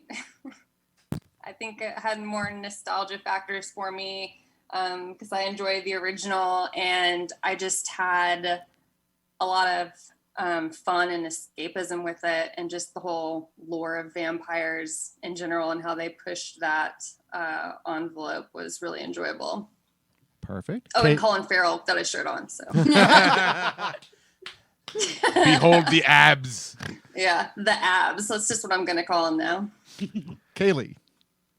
I'm going with Fright Night too. I am like such a sucker for fun, campy, like horror movies that when I see a good one that I enjoy, it just like makes me so happy. And like you said, Marissa, like the escapism of it, just kind of watching a fun movie for a little while. And while it's horror, it doesn't feel like terrifying.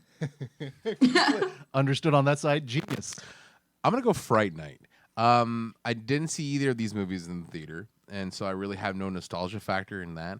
And while Red State seemed to be, to me, significantly more scarier, it's not very often that you find a remake that you really enjoy and it's well done and it's significantly different, but yet the bare bones of the story is right there. And you're burned more often than not. So for that reason, I'm going to go for closer to the heart. I'm going to go Fright Night. Totally works. And I did see Red State in the theater. I did see it at the Midland with the counter protest. And again, that fueled my nostalgia in the first round. And had I seen Fright Night in the theater, I think I definitely could give it a potential vote. But no, it's just the warm and fuzzies when I think about that fateful evening at the Midland. Now, that being said, from the heart to the head, we're going to ask here, if you were to remove one of these films from the year of 2011, which one, if you removed it, would leave the year poorer? A little bit more abstract, but we're going to go ahead and start with you all again. Liz, what do you say on that one? Hard. Okay. I'm just going to risk it and go ahead and say Red State again. I feel like it's probably not going to win. I don't know. I'm assuming.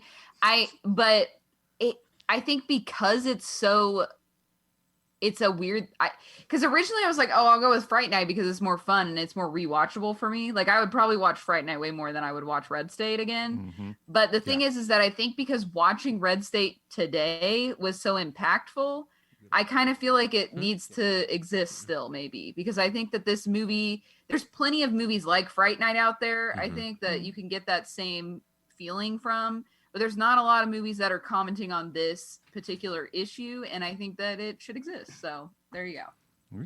Andrea? Yeah, same. I very much enjoyed Fright Night, but I think, if you took it away, I'm trying to think of another movie that because there's a lot of cult movies or like things like this, but just the way he executed it and the acting and just the total package. I think it's an important film. Oh, nice. And we already have another Fright Night, so we're good. Yeah. Kaylee. God. As much as I enjoyed Fright Night, I think you guys are probably right about Red State. I think it's just more impactful. And like you said, Andrea, we have the original Fright Night. So it's not like that's forever vanquished from the universe. As much as I love Colin Farrell's abs, I think Red State is definitely going to be more of like the impactful movie that people are going to continue talking about. So that's another vote for Red State. All right, Marissa. Okay, clarifying question really quick. Do you mean take away from the year 2011, or do you mean like take away the movie's existence altogether? Altogether. Oh, okay. Yeah, okay. So altogether then, as if it never existed, then I would say, I would agree with everyone else in the Coven and say Fright Night. The original stands. Tom Holland is, he created this story and he's fantastic. He's also a writer on like Child's Play and Thinner. So I feel like, I don't know, we got a good amount from the 80s, and then Red State is definitely important, and it's almost ahead of its time a little bit, the fact that it did come out in 2011 and it seems more tangible, and it's a bummer that it's ahead of its time. It's unfortunate. Yeah, it's definitely unfortunate, but I mean, it just, I think that that's something that people should, definitely seek out and, keep around more. Absolutely. Kaylee. Shirley went. Oh, sorry. That's what I went to. It's my turn, Greg. No, I think that if you, my vote's going to be for Red State, because I think if you took away Fright Night, you'll still have the original Fright Night. You'll still have the original Fright Night 2. You'll still have 30 Days a Night. You'll still have all these other vampire movies that some are done better, some are done worse, but you'll still have that lore. If you take away Red State, you're going to take away a horror villain group that we've never seen before. You would take away a peek into real life horror. and the real machinations that go on in this. Not real as in as fake as a Kevin Smith movie could be, but we do know that there's examples of that horse shit going out there. And so for that, because it's a new monster, because it's a relatively new monster in the world, there's been vampires since forever, but media-loving, fundamentalist hate crimers, that's necessarily in the first 100 years of us. So I think if we took away Fright Night, we would be okay. But if we took away Red State, we would be missing something. And I'm also basically going to give the same answer, because my thing is, if you take away the remake, you have the original. But you take away Red State, you take away a very unique film from the Kevin Smith filmography that is such a different beast than what we're accustomed to. And it also, for better or worse, put him on a trajectory where we do have Tusk, which I like.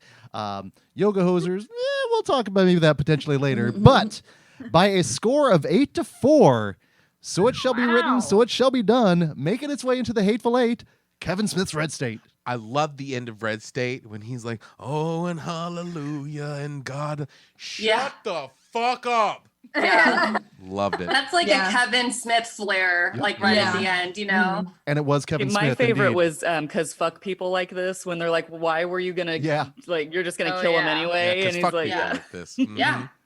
No truer words, no truer words. Exactly. Now, the next matchup we have. Shirt. Fuck people like that. Yeah, it should be on a mask. Our next matchup in the round of the Scream 16, we have Wes Craven's Scream 4 going up against Drew Goddard's Cabin in the Woods. Two totally meta films that I'm curious to see how they battle together. So which one shall we start with first, Good Coven? Cabin in the Woods. Yeah, Cabin in the Woods. Let's go on into the Cabin in the Woods. Where do we start with that one? Gonna win. It's gonna win. I don't have a lot of lists, but it's They're in calling the, their like, shot it's right in the now. top whatever number horror movies ever made. Yeah. Like, it is classic. No. So no, was this? So I assume this was not anyone's first time, correct? Obviously, you all are, very familiar with this one. Yes. Let's put the pause on until Liz comes back. Yeah, just 1 second. I'm gonna get some water. Yeah. Yeah. I think I the feel like overall. such a jerk when I saw the lineup, because I'm like, I don't even care about the other movies. I know. But you know what? That's the beauty of a movie like this. The one that just sinks its, fangs into your heart and it just makes you love it. Yeah. Well, Kaylee, your reaction to Cabin in the Woods. I love this movie. I've seen it before, obviously, but I hadn't watched it in a while. So I rewatched it on Monday, I think it was.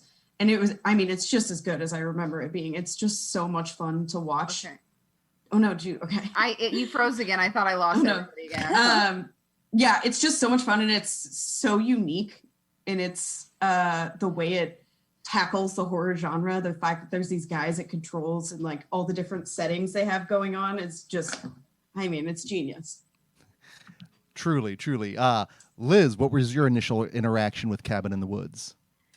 Well, this is kind of a weird thing to say now, but I am a huge Buffy fan. I still will always be a Buffy fan. Obviously, Joss Whedon sucks and should just go jump off a cliff, but like that's a whole nother thing. But when this movie was coming out, I was still huge into my Whedon fandom, like of anything. So I was like watching Dollhouse. I loved anything that anyone connected with Buffy did. Buffy will be my forever fandom for always. By the way, in Red State, Mark Lucas is in there for like 2 seconds. That's Riley from Buffy. Wait, Riley was in there? Yeah, he's the cop that gets the little blonde girl and is like, I don't know if I should kill her. And then and then he gets shot by the mom. Oh, wow. The initiative branched out. Yeah. But so I was very excited for this movie leading up to it coming out. Similarly to Red State, I guess. I would say more about this than I was about Red State. So this was a huge movie for me. And also it blew my freaking expectations out of the water. So not only was I super excited about it, but then when the twist happens and all the stuff starts going down, I remember just being like, holy shit, this is awesome. And just it was so good. I think that it was exactly what horror needed. And it was something that I think continues to be something that we go back to. I mean, I rewatched this movie. I don't rewatch movies very often.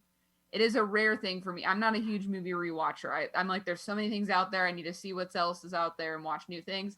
But this is one that I can put on pretty much any time, and I'm entertained. And I love this movie. So it's wonderful. Marissa? I agree. I love this film. I think that it takes horror comedy to a new level, and also just the horror genre in general, while also showing a love for the genre. It's very smart in the sense of how the throwbacks are obvious, but they're not overly done or annoying. And so I think that it just can hit so many different notes for horror fans and different kinds of horror fans across the board. And the twists and turns, it's like a roller coaster ride. It's just a thrill. It's fun. It's fucked up. It's, well made, and it's really enjoyable. This is one that I would definitely rewatch multiple times over. And I think it's also a really good entry-level horror film to people who may be not super into the genre, or, you have sometimes people will say, oh, I don't really like horror movies. Well, it's hard to not like Cabin in the Woods. It's so much fun. So if I knew someone who thought that way, like that's a recommendation I would say to kind of ease them into it. So I think it just hits a lot of different notes. It's great. And what you all didn't see was Andrea nearly jumped out of the Zoom into the room here when we started talking Cabin in the Woods. So what is your background, history with this one here? So I didn't have a lot going into it, and I actually avoided it in theaters. Because I thought I'm like, oh, it's going to be another slasher movie, stupid kids in the woods, whatever. I'll catch it when it comes out. And then I watched it, and it was like, it is a love letter to horror fans. And just all of the tropes and like the characters not actually being what they are in the movie, like when the girl dyes her hair blonde and they put the stuff in the hair dye to make her act like, so I was just like, all of that I loved. The twist at the end was just, I'm a big sci-fi fan too. And I like that kind of elements in my movies. And I will rewatch this probably 1,000 times just so I can like try to guess all of the characters that are in the cell or like the little elevators, because it's insane how many are in there. Remind me to send you my list that I compiled of it. Nice. Oh, what if they did a spin-off series and they went over all the characters? Oh, that'd be fun. Like a Netflix series? Like how they got each monster or created each monster? I would actually be so into it because I love, not a lot of people like prequels, but I sort of like origin stories and backstories and stuff. Like that'd be so, I would totally watch I'm picturing like a Van Helsing type character going around and hunting down all these creatures and putting them in these boxes. But they're hired by the government that does that. Yes. So yeah. I remember the one thing that I was bummed about when I saw this was that I was like, man, I wish they wouldn't have just picked the hillbilly zombie things. Like, that's the most boring one. I'm like, why couldn't they gotten... I mean, obviously we get to enjoy a lot of the other ones, but I was like, wouldn't it have been cool if they got the Hellraiser dude or something? But also, I do have to give a shout out because I think that, obviously I was paying a lot of attention when this movie was coming out. I was on buffyboards.com, so we were all very hype about this. I remember loving the promo posters for this movie because it was just a plain picture of a cabin in the woods, obviously. Said the cabin in the woods, but each poster had a different tagline kind of thing, like where it would say, have sex, or make fun of him, split up. It was all like the dumb things you definitely shouldn't do in horror movies. That's so funny. And so I just remember being like, oh, these are the cleverest posters. I mean, obviously, like this was my life when I was like, I love film and whatever. Kevin Smith. Yeah, Kevin Smith is the quality filmmaker. Well, so I have a question. What do you think what item do you think in the basement would draw you the most? Like they chose the diary, right? Mhm. Yeah. Mhm. I feel like I would have picked up that music box with the creepy ballerina. That's the one that I feel like it would have got me. And that ballerina was terrifying. Yeah, it was. I mean, Yeah. she's kind of like an original-ish character, I would say. I mean, she kind of just goes with like creepy little girls or whatever, but Funny thing is, like Darkness Falls, her name is the Tooth Fairy. Yep. oh yeah, that's right. But she's scary. Yeah. I don't know what monster it was associated with, but that dollhouse, I would have been all in that. Mm. The dollhouse was the Strangers. Oh, yeah, okay. Is Andrea I love home? dollhouse horror. Is Andrea I really home? like it. I love Dollhouse horror. Dollhouse horror. It's Did kind you of a see that? thing. Did you watch the I have a Creepshow show? reoccurring dream where I get trapped in a dollhouse, so I try to avoid it. Oh no. There's even an episode of Are You Afraid of the Dark about I Dollhouse. know. Oh no. Oh Hey, no. Marissa, have you seen the Creepshow series? Yes. It's- I haven't seen all of it though, but I've seen most of it. Have you Yeah, seen it's the dollhouse fun. one? Mm-hmm. Yeah. That was a good one. Yeah. I really did enjoy that.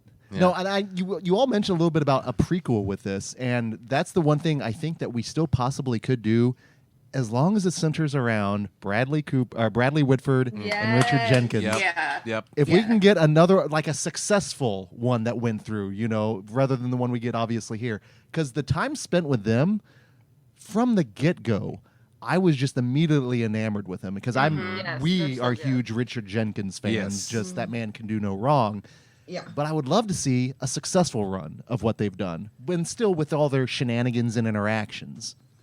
But it's great how the movie blends their comedic corporate world with this non-funny actual, like if you take all of the scientist aspect away from it, you have very basic but decent generic slasher Sure. up until the part of the basement. So when you add those two flavors that shouldn't work with office, corporate politics, and cabin in the woods slashers to work like that, it's truly amazing. And I really enjoy the fact that this letter is not only, this movie is not only a love letter to fans, but it's also like one of those fuck you to fans too, but in the kind of way when your friend makes fun of you so bad or says something that you have no comeback for it because you know it's true, but yet you can't help but laugh. You're just like, you got me. All right. Because that's what this movie did. It's a love letter. Hey, fans, we know you love this, and this is why these things happen, but also you do know that you can ruin a lot of people's worlds by just saying you don't fucking like this movie. You are the elder gods that will destroy a film studio because of negativity. Yeah. Yeah. Yeah. Also, when we see Richard Jenkins and Bradley Whitford on the little golf cart and the title card reveal, I just think is so, I don't know why, I just have to say I love that title card reveal. It's so stupid, but like The entire like, opening is brilliant. Yeah. Like when they're talking about like the wife's like child-proofing the house and stuff like Yeah. that. That's exactly Yeah. what they're doing to the It's so cabin. too. mundane. Like, it was, It's yeah. well, Yeah, and what's it's so great good. is I think it's an homage to the intro of Funny Games because it also Yes. has that very stark. And what I love with the original Funny Games is it does feature at that moment John Zorn's Naked City playing in the background, which any avant-garde fans out there go, "Hey, John Zorn, all right." I can't say that much more good about Funny Games, though. Yeah, yeah. Yeah. Haneke is not one. Well, and that's what's kind of crazy is the fact that we go from a movie like Red State to something like Cabin in the Woods that there are yucks to be had. There are good times to be had, but then there's also maybe, like you all were mentioning, more of a secret message going on here. So there's text, there's subtext. You can enjoy it for the movie itself, or you can just be one of those people that love every little Easter egg that's in there. And that's why I think this movie works so well. And the fact that it put the term husband's bulge in lexicon. I think that's a funny term. Like, and the fact they bring it up, he's got a husband's bulge, And I love the fact that the stoner fool was the one that put everything two and two together.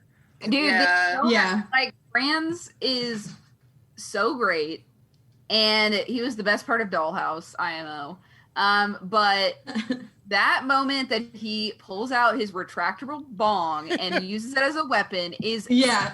cinema gold. It's cured. Honestly, like I'm in a Discord channel for like basically horror people. It's this YouTuber called Spooky Astronauts. I love Spooky Astronauts. Yes, she's so awesome. She is great. She is great. She's so cool. I love Emma. So I'm in her Discord, and I was talking about that I was going to be on this podcast, and I was like, we're talking about these 4 movies, blah, blah. We were chatting about them. And then also somebody like a little while before that was like, what's some of your favorite like horror movie scenes that come to your head? And I was like, honestly, this moment when Marty comes out and is like, you think he's dead, but he's not dead. And he just pulls out the freaking bong and it's so amazing. It's so good. So I saw this movie in the theater actually like about a week or so before it opened up. It was one of those like free ticket advanced screening type things.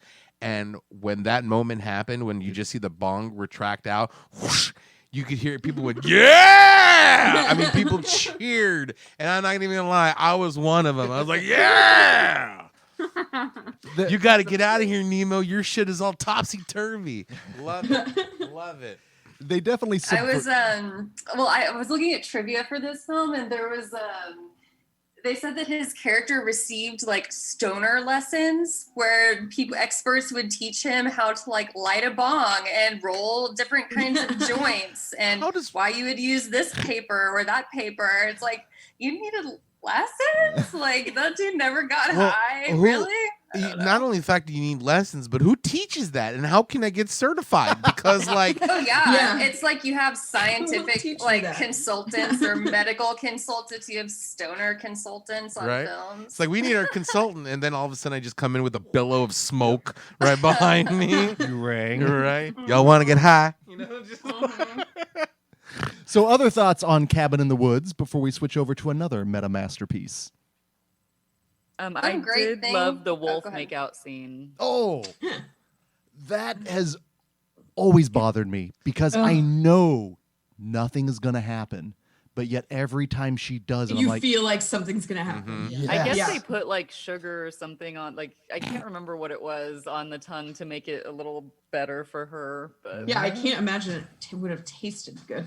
Especially a taxidermied wolf that's been there for a long time. Because I never went to like a fucking TGI Fridays and saw the deer head and like, I'm going to kiss that. You know what I'm saying? So like... And I swear, I can't look at taxidermies because of another Cabin in the Woods movie. Because every time I think an animal head is going to start laughing, swallow your soul, So I got to give her props to making out with that wolf. Yeah, movies ruin everything for you, Genius. It's sad. It's sad. I know. So again, from one film that is very clever to another film that is very clever, Scream 4 by Wes Craven. The fact that we're talking the 4th entry in a franchise that started many moons ago. And I'm not going to lie, Scream 4 for me, it's not as good as the original, but it easily for me ranks as the second favorite or second best for me. And I love the sequel. I love the sequel, but this one works so well. Something we've really enjoyed. What was your guys' initial interactions with Scream 4? So a few years ago, maybe it was like 4 or 5 years ago, a friend and I decided to do a Scream marathon. So I had only seen like the first 2, I think, prior to that. So we, around Halloween, just like sat down and watched every movie of Scream, every Scream movie in the series. It was great. Did a very similar thing, Kaylee. In college, we all were like, let's watch all the Scream movies. And I remember I was in RA, so I had this sweet like apartment, and my friend wasn't paying to live on campus, and I was literally letting him live in my my room, which was like totally not okay. And I was in RA, which was very sketch, but like and anyways, we just like pulled out my mattress onto the floor and like just marathon movies like all day, and it was wonderful. And I had never seen Scream 4 until then. So I think I had seen the other 3 already, but I hadn't seen Scream 4. And I think that I had no expectations for that movie and was very impressed. And I agree with you, Greg. I think it's probably the second best out of the 4 for me. Marissa? I really enjoyed it. I actually revisited it again last Halloween during quarantine. I just watched all the films in the franchise and sort of gave me a new appreciation for it. because it's a younger cast, I remember not being super excited about it, but I love Wes Craven at the same time. And I'm pretty sure that was the last film he directed before he passed. But yeah, I think it's super enjoyable. And it was my kind of first introduction to Emma Roberts and how she's kind of inserted herself into genre films and genre TV shows. Once I saw her performance in that, I was like, oh, she can go completely batshit. That's great. You know, like I would like to see her in more, you know, psychotic roles for sure. So yeah, it was fun to revisit it again. I think it's fantastic. I agree with you though that the first film is my favorite, but I would say this one is definitely up there in ranking. Absolutely. Andrea. Yeah, this movie was a very surprise bitch moment. Yeah. Bitch. Sorry. Yeah, totally. No, it's true. I mean, that whole scene that she has in the end is fantastic. Yeah. Yeah. Andrea, what was your initial interactions? So I appreciate Scream for the kind of reinventing the slasher and like refreshing the horror genre, but I've never been like a massive fan of I've never seen 2 or 3. I watched 4 last night and was very pleasantly surprised by all of it. It was really good, but I've just the whole time in the opening scene or the second opening scene, I just so bad when she's like, shut the fuck up and watch the movie. I was like, suke. Right? Well, I was thinking like, you're not going to get to the good place like that, Kirsten Bell. You know? They had me in like the first, like 10 minutes. I was like, okay, this is awesome. So this was a first time watch for you then? Yes. Oh, so none of you saw this in the theater? No. I don't think so. I see, and I didn't either. But Really? I saw it. Yeah. I was there for it. And it was a great viewing and a great surprise because not to say I was burned by part 3, but I was burned by part 3. And this almost pulled a Dumb and Dumber. It's like, you totally redeemed yourself, you know, because I wasn't expecting the heel turn from Emma Roberts. I wasn't expecting a Culkin to show up out of nowhere. I wasn't expecting all this stuff. And yet it was just as much fun as I had in the first one, seeing in the theater, and just took an off guard by like, whoa, no way, it's fucking Emma Roberts. I did not see that coming. I didn't see it was Skeet Ulrich coming, you know? And so like all that really impressed and not necessarily blew my mind, but going back, seeing that it's both Kevin Williamson and Wes Craven coming back together after so long, because it seemed like once Scream hit, not about 2 years later was Scream 2, and not 2 years later after that was Scream 3. So I think it needed that time to actually breathe and for them to work on the script and make it actually smart and engaging as opposed to like sequel bait. And so that's what I really enjoyed about that, because it was actually clever, smart, and a very good take on the meta aspect of 2011 horror. Well, and the original was a commentary on slashers at the time, a very just drawn out, bored, cliched genre. And here in 2011, they were able to recomment on the remakes, J-horror, and how the rules have been redefined by a new generation of horror fans. And what I love is we got that new generation with their webcasting, and listen, Kirby in this movie is the one that, and I don't want to sound like a creepy old man, but Kirby's the shit. I love Kirby. She's just someone that loves movies. And I think more than anything is like, listen, even though I'm a female, that doesn't make me any less of a horror fan as someone that enjoys this stuff as much as you. And I like that in the movie. Oh, that scene when she's like, it's the remake, and she's like, it's Cabin in the Woods. And I'm like, you fucking rock, Kirby. You didn't miss a one of them. And so like, yeah, no.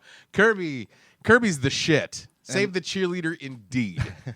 Well, and a lot of times with women in horror, especially as fans, we get gatekeeped. Like gatekeeping is such an annoying fucking thing. And so it's refreshing to have these female characters in horror films that, can be fans and just kind of, enjoy being a genre fan without having to like take a lot of shit. Like she has a really good air about her and she's a great character. And so they didn't make her, ditzy and the guys didn't constantly try and, make her seem like she didn't know what she was talking about. Like, they respected her, and, she even made the move on a dude. Yeah. So I think that was, from a female perspective, that was a well-written character too. Mm-hmm. Just all around. Agreed. Other thoughts on Scream 4? The turn. Again, Scream is all about the reveal of the killer or the killers. Yeah. So, Jenius, I didn't see it coming, especially because I was thinking, okay, this is a remake, and even though it was not necessarily a remake, I should say, but okay, it's Scream 4, and it almost felt very remake-ish in a way because Emma Roberts was playing the Neve Campbell character Sydney perfectly until the turn. The Culkin and Rory and I can't even think of the other guy's name.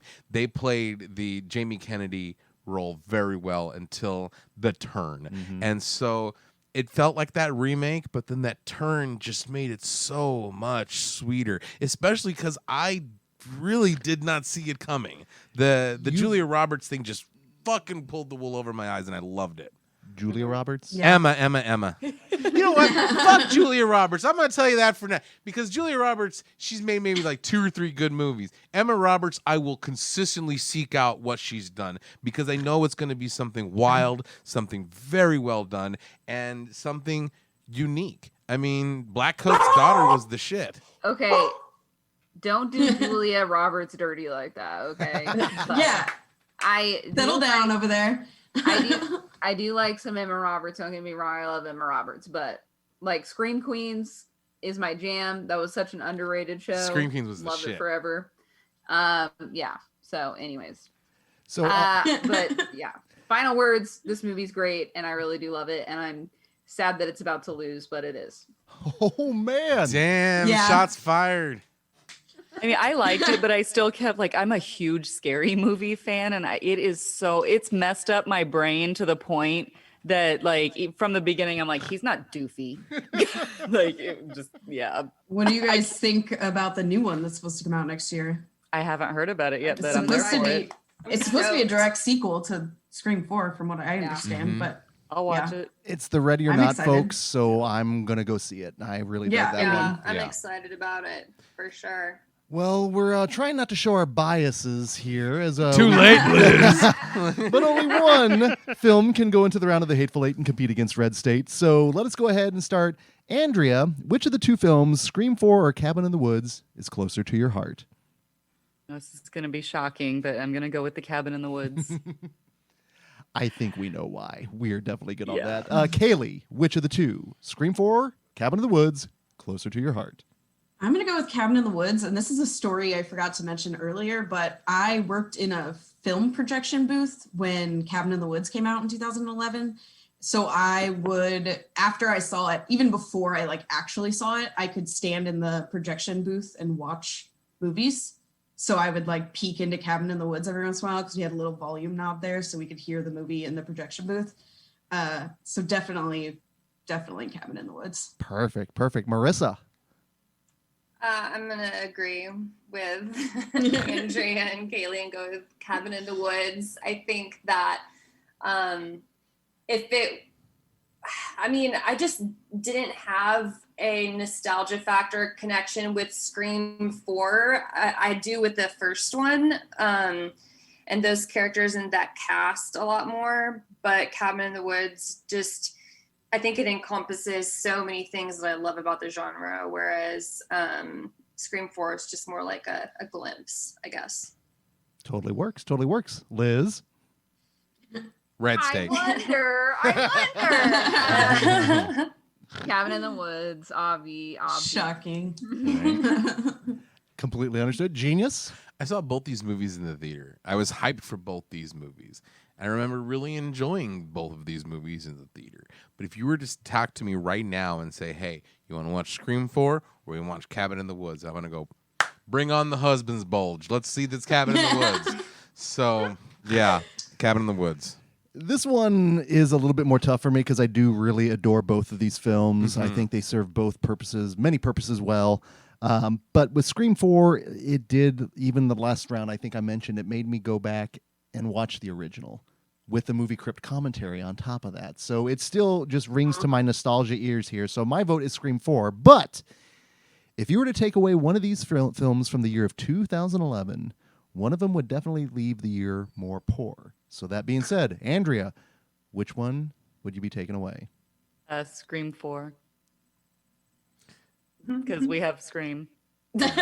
Now, so now technically though, no, but that one would leave the year poorer. No, her vote's for sorry, Cabin in I'm the Woods taking then. away Cabin in the Woods. Scream 4. Okay, there we I'm go, voting yeah, for which one Cabin would in leave the it Woods. There we poor go. would There we is go. yeah, if you Sorry. take away Scream Yeah. 4. Yeah, I got you. There we go. Sorry. No, you were good. Kaylee. I'm keeping Cabin in the Woods. Are you crazy? That movie was shouldn't even be a question. I do love Scream 4. I do. But yeah, Cabin in the Woods I think was just so unique and changed movies. Well, and plus Cabin in the Woods wins on the kill count because it's something like 9.6 billion. Oh my God. Yeah. That's true. An entire population completely. Marissa. Same. I vote to keep Cabin in the Woods. I think it was just too much of a game changer for the genre, and just push the envelope way more. Liz. Yep. I mean, I was right. So nice try, Greg, getting your one voted for Scream. I was with that kid that was always picked last, so I've just got to give that movie a little love. Genius. Yeah. So if you take away Scream 4, you take away a really great sequel. You take a really good return to the form, a good return of a master of horror doing what he does best, and that's making good, fun, scary movies. And it's not very often that a sequel will surpass a lot of the other sequels, especially when you're 4 in. That being said, it's not very often that there is such a love letter and also a commentary on horror and fans itself, and that's done right, and that's done with homage and respect to both the audience and the subject matter. And the fact that you got so many fucking cool monsters in that movie, and there's so much rewatchability in that, not only with the jokes, but like you said, like I fucking did like a couple of years ago when I went and I paused and I looked at every single item on the board, and I looked at every single thing in the containment cube to see what it was, and back and forth, and it wasn't a chore. I fucking loved doing that. So for that reason alone, Cabin in the Woods is something truly, truly special. Basic math. You take away Scream 4, you still got the first 3. You've got Courtney Cox's bangs in the third one, which will always be a reason to exist. The bangs. She bangs, and then I stand those bangs. By the way. Baby tiny bangs bangs? are great. they're not too I love bad. baby They're not bangs. too bad. And of course, with Cabin in the Woods, you would take away a very unique film, and both are very meta masterpieces, but one is a unique one by itself. And by a count of 11-1, God damn. hitting the purge button on Scream 4 to make it to the next round is Cabin in the Woods, which means our Hateful Eight matchup in the year of 2011 is Red State going up against Cabin in the Woods. God damn, you can't get more different than that if you tried. And I didn't So I have a hypothetical question for you guys. We got a hypothetical I answer. had read an article that Kevin Smith originally wanted the apocalypse to happen at the end of Red State. Oh yeah, I saw It that. did. And Yeah, the there four was- horsemen were going to come down. Uh-huh. Money. And I feel like if he had taken that turn, and then I'm picturing the end of Cabin in the Woods where the hand comes out of the earth, like those two at a head-to-head with Well, that ending. Did you know that the one of the four horsemen, two of the four horsemen, was supposed to be Ben Affleck and Matt Damon? Really? They were supposed to come back Bartleby and all Loki? into the Dogma world, and I so love that.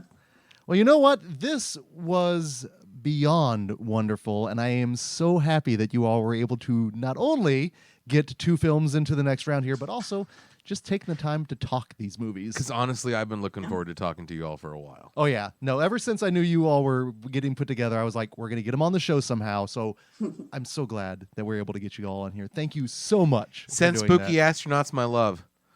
Yes, I will. Thank you for having us. Yeah, It was so thanks. fun. This was a lot of fun. Of course. Yeah. No, are you kidding? This is our pleasure indeed. Now, Going into the next round, when we come back, we're going to be joined by Joe and Trace. Ooh, fundamentalists versus husband's bulge. We should get some interesting perspectives going on here, so we'll be back here in just a few minutes. 21 doesn't mean we wasn't drinking, we were having a ball. At that old cabin in the woods, sitting down by the river on a September night, I'll always remember we were still... All right, gang, we are back, and as we go from the round of the Scream 16 into the round of the Hateful Eight, let us again thank, goodness gracious, we've got Kaylee, Liz, Andrea, and Marissa from the Black Magic Coven podcast. Oh yeah, Marissa. And let us say goodbye, farewell, and adieu to both Scream 4 and Fright Night. For real. And as we go into the next round, Genius, we like to say we close one door, but yet another one always opens. And we are going to be basically entering another podcast here into the mouth of March Madness. Now, you know our next guests as the duo that led me to some of my first-time sheep shenanigans. I swear that is not dirty. There is some context with that. Now, you can hear them. Bad joke, Greg. You can hear them wax philosophical as part of the Bloody Disgusting Podcast Network. Please welcome back to Nightmare Junkhead from the Horror Queers podcast, Joe Lipsett and Trace Thurman. Hi, guys. All right. People, guys and gals and everyone. Faux pas right off the top. Come on, I fuck it up right away. Well, what some people don't probably realize is when we had you all on the last time, you introduced me to a little lovely New Zealand flick called Black Sheep, which was one of those movies I didn't know I needed in my life, and I'm glad you all were able to introduce that one to me. Oh, we are. I'm sure Joe is too, right? That's like one of your faves. It really is. It's one of my favorite horror comedies. So anybody who can spread the gospel of sheep eating people and people turning into sheep, we're all just better for it. I agree. I cannot disagree with that. Now, before we truly get mad here, where can our listeners find you out on social media? Please plug and promote away. All right. So you can find new episodes of our show every Wednesday, anywhere that you get your podcast. And if you want to connect with us, we are available at Horror Queers on both Instagram and Twitter. And we've also got a Letterboxd account for the podcast. So just look for Horror Queers. We've got a YouTube channel. And for personal stuff, you can find me at Trace Thurman. That's my first name, last name with a D as in dog in the middle. And I am at B Stole My Remote, and that's the letter B. And I've followed you both on Twitter for some time, so that whole Twitter moniker, how it just follows you, the B Stole My Remote, it's just so weird when I actually see someone in person and it's just their name and not the handle. Mm-hmm. Yeah, because what the fuck is B Stole My Remote? It's nonsense, but at this point, it's part of who I am. We're still trying to figure out what a Nightmare Junket is, so it's all good. So, number one, we didn't realize that we had a true connection here with our friend Marissa, as when we were finishing up the conversation, I happened to mention who was going to be following them. You're like, are you kidding me? And I was like, no. And she's like, I know, like, I work with, they're my butt. I was like, I love it. I love it. And it was such a weird little thing because the horror community is just so close-knit and wonderful anyway, but I love just the weird connections we all have without even knowing it. It's super weird because like Marissa and I work together at our day job here in Austin, Texas. And so we met through a mutual friend who I guess we're all like in the horror circle together, but like I didn't like meet her through horror journalism, and we've kind of both like met in other ways, but then we also happen to work in horror journalism. I did have, because Red State beat Scream 4. Was that the bracket? Mm-hmm. I had a lot of choice things to say about that because I disagree. I'm sure there was some cussing behind the scenes. But here we are. I get to rewatch Red State, which is super movie. We were legitimately shocked that it kind of advanced as far as it did, and we blame the Black Magic Coven podcast for that. That was all them. Any and all issues you have with the two. All over it. It's that spell. It is, and it's kind of weird how like it is a small horror community, and I'm just, as soon as you were saying that, I was just thinking like a horror version of It's a Small World After All. Like you got like the weird, like there's a Pinhead one. It's a world of pleasure, world of pain, you know, and just like all these different things. It's just it is a very small world. That's super cool. Yeah, I mean, and again, I know we're gonna talk about it eventually, but like, I don't dislike Red State. I actually really liked it when I first saw it. I didn't like it as much on this rewatch as I remembered liking it 10 years ago, because this movie, I mean, again, 2011 is 10 years ago. Well, and let's go ahead and dive right into it. Actually, in terms of 2011, it's kind of hard because that's the year is still fresh on my mind, just in terms of who I was at the time, where I was, and it's so opposite from where I am now, which is kind of crazy that so much can happen in 10 years. Do you all remember the year 2011? Yeah. I mean, I still think that the 90s was 10 years ago. So the idea that we are talking about actual 10 years ago and we're into the aughts is very confusing for me. And yet when I look at the list of films that were released in 2011, I'm like, oh yeah, it was a good year. I was seeing a lot of these movies in theaters. Okay, see, I was looking at my list of 2011 and I was like, this isn't really that impressive. There's some stuff in there that are questionable, but like, I don't know. I have fond memories of seeing some of these films, for better or for worse. Yeah, that's fair. That's one thing Genius and I were talking about is we did see a fair number of these in the theater, especially this and then like 2001, because that was around the time that I know I was just going to the movies just to go to the movies. Wait. Though, which one of you did not see Final Destination 5 in theaters? That's Greg. Okay, I'm sorry. Yeah. I threw you under the bus with that one. Under the bridge bus. I listened to that today and I was like, what? Oh my God. I feel so bad that you missed the experience of that ending in a theater with a crowd. Like, it was jaw-dropping. It was wonderful. Because like as soon as that happened, like, oh shit! Oh yeah, it was. I wasn't the only one that was audibly excited about that ending. So yeah, that was a good ending. Well, I should say I just saw Harold and Maude in the theater for my first time, and seeing it with the crowd, because when I wanted to start laughing at parts that I wasn't sure I should be laughing at, and then when I hear everyone else cracking up, and then I hear everyone else crying, and I'm like, you miss that communal experience. And I didn't realize, not to go on a tangent here, but it is horror adjacent, is Harold's obsession with death and how he's almost like this Tommy Jarvis-esque figure, but just more from a well-off family potentially. It's just so weird and wild. I loved it. And again, if anyone, that's why that film connects with a bunch of horror people, is because really it's a character who's just obsessed with death and very nihilistic. Oh, and of course Ruth Gordon, who was always the mom from Every Which Way But Loose to me. So this was lovely to see her in a new light as well. I love that that's your Ruth Gordon connection and not Rosemary's Baby. I never underestimate the power of Clint Eastwood and an orangutan. That's fair. That's fair. In Rosemary's Baby, we don't have saying left turn, Rosemary, and then she punches someone. So you just see like this big hairy like fuck you. Not saying it would have made it any better, potentially, but now I do want to bring something up here just in regards to the podcast, because I am a regular listener, but I really do enjoy the show.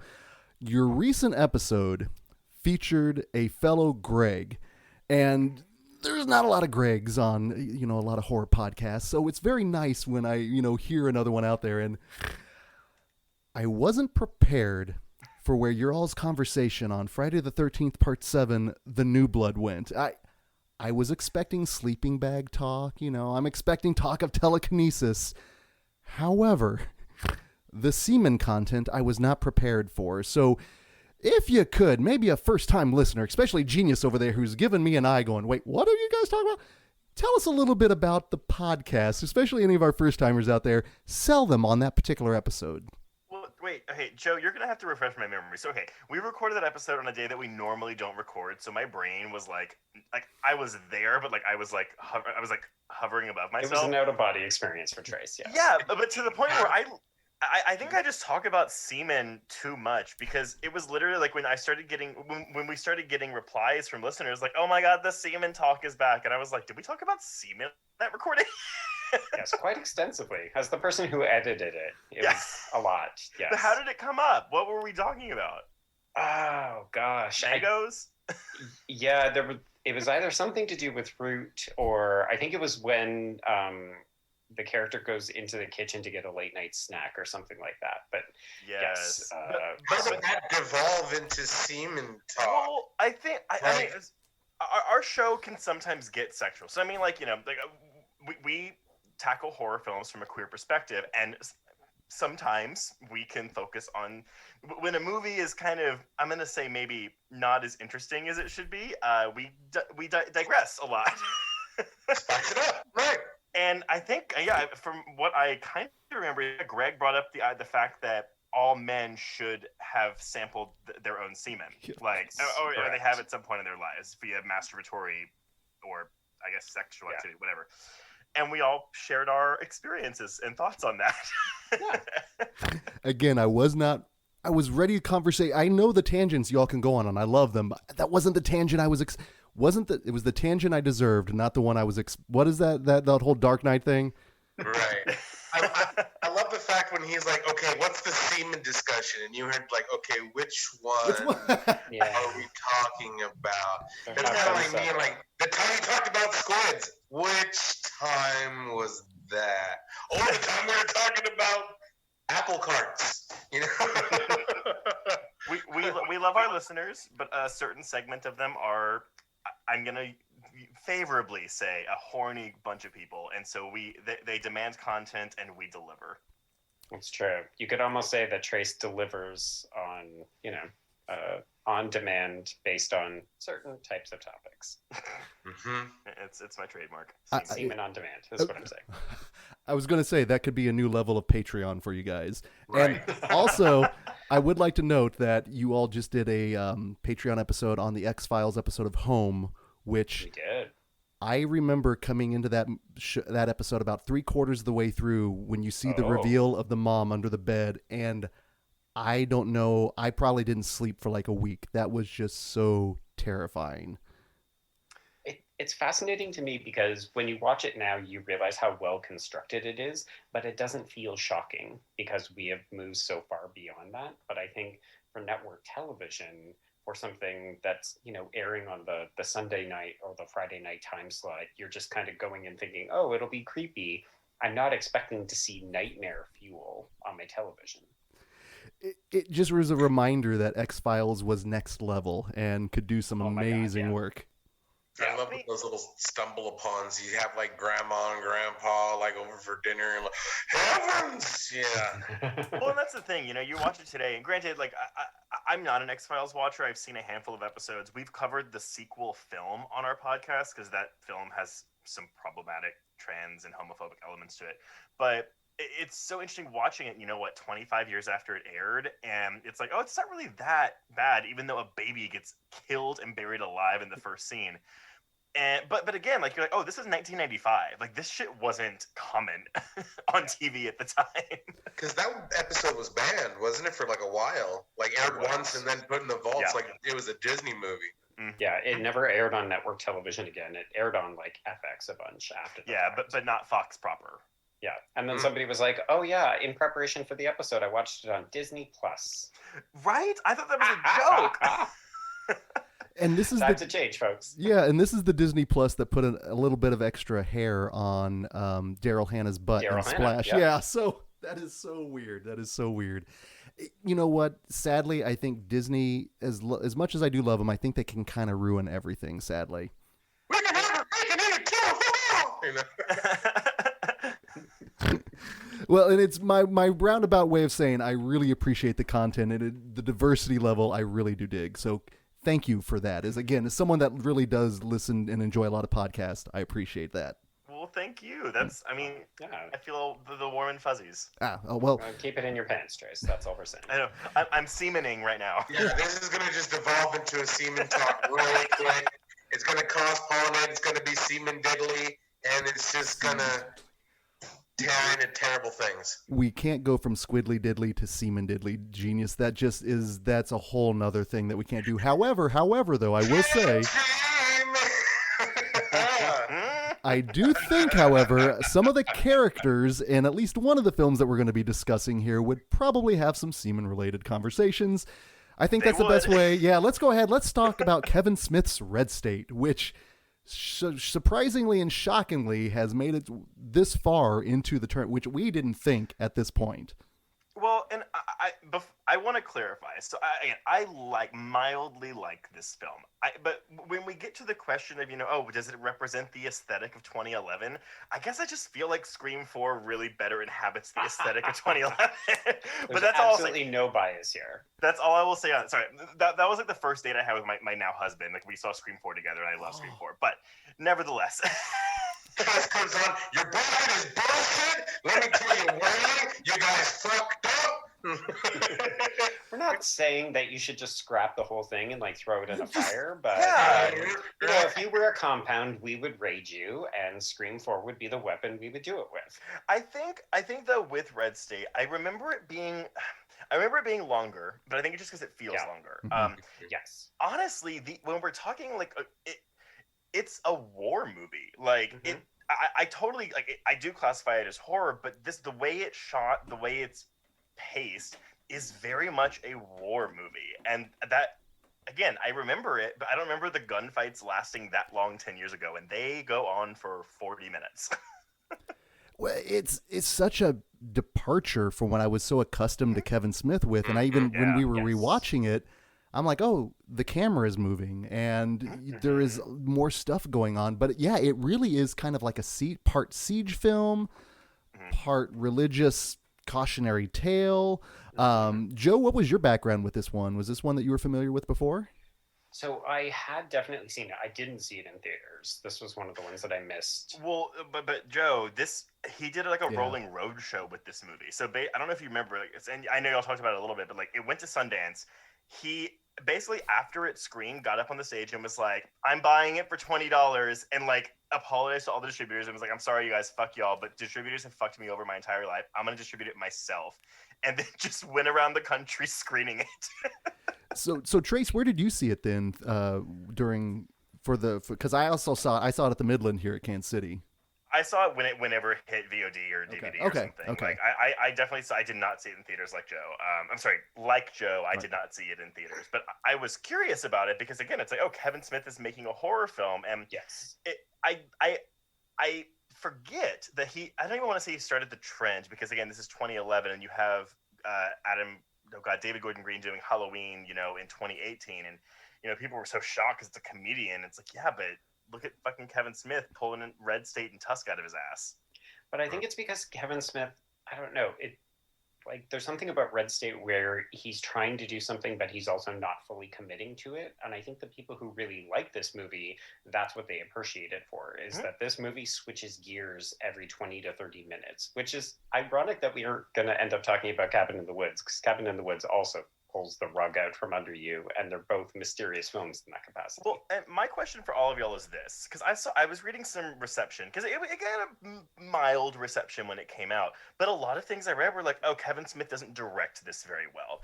And I would actually say he does direct it very well. I think he does. Yeah. I think his screenplay for me is where the issues are, because there's no nuance and it's about as subtle as a sledgehammer. But I feel like that's explicitly the point. Like, this is the original all sides argument, right? Like, there are no good characters except maybe arguably the Carrie Vichy character.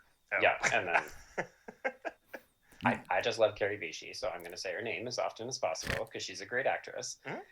But I think that this film is fascinating, particularly as a bit of a time capsule, because it's very reflective of a lot of the conversations we've had in the last couple of years about the rise of, more conservatively minded folks.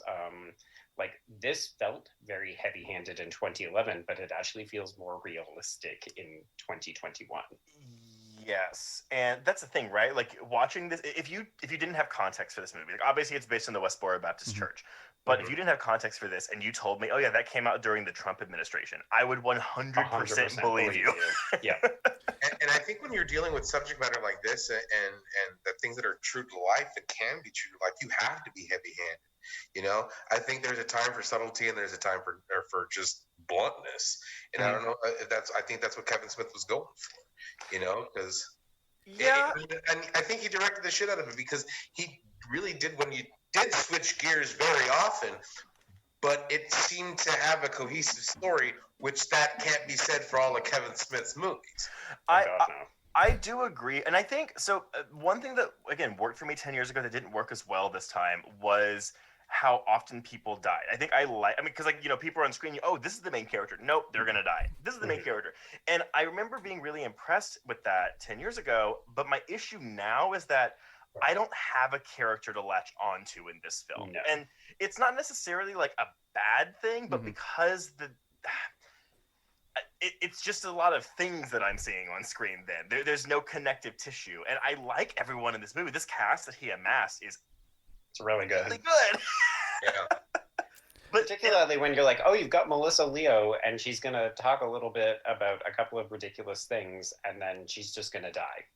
And you're thinking, oh, Academy Award nominee Melissa Leo. Also, your three boys, like, we have three final boys. Granted, like they're mostly jerks. They're not likable, but like, this obviously the least famous one's gonna die first. Okay, well then it's gonna be on Garano. Nope, he gets killed trying to escape when he fucking leaves his friend to die.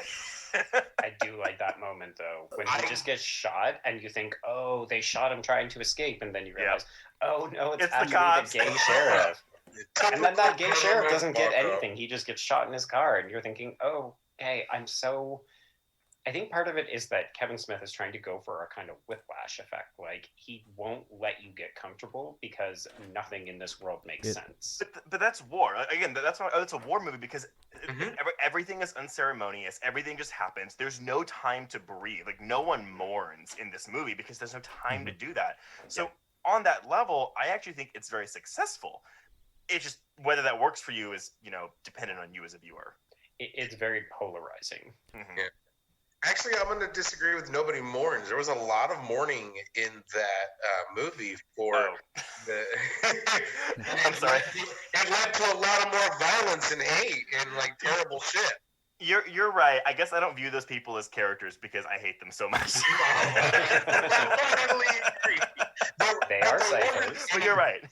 There wasn't anybody really to root for. Everybody was terrible. I think the closest is you're supposed to go for John Goodman, even though you see him struggle, but then he commits to the atrocity, so you're supposed to think of him as a bad guy at that point.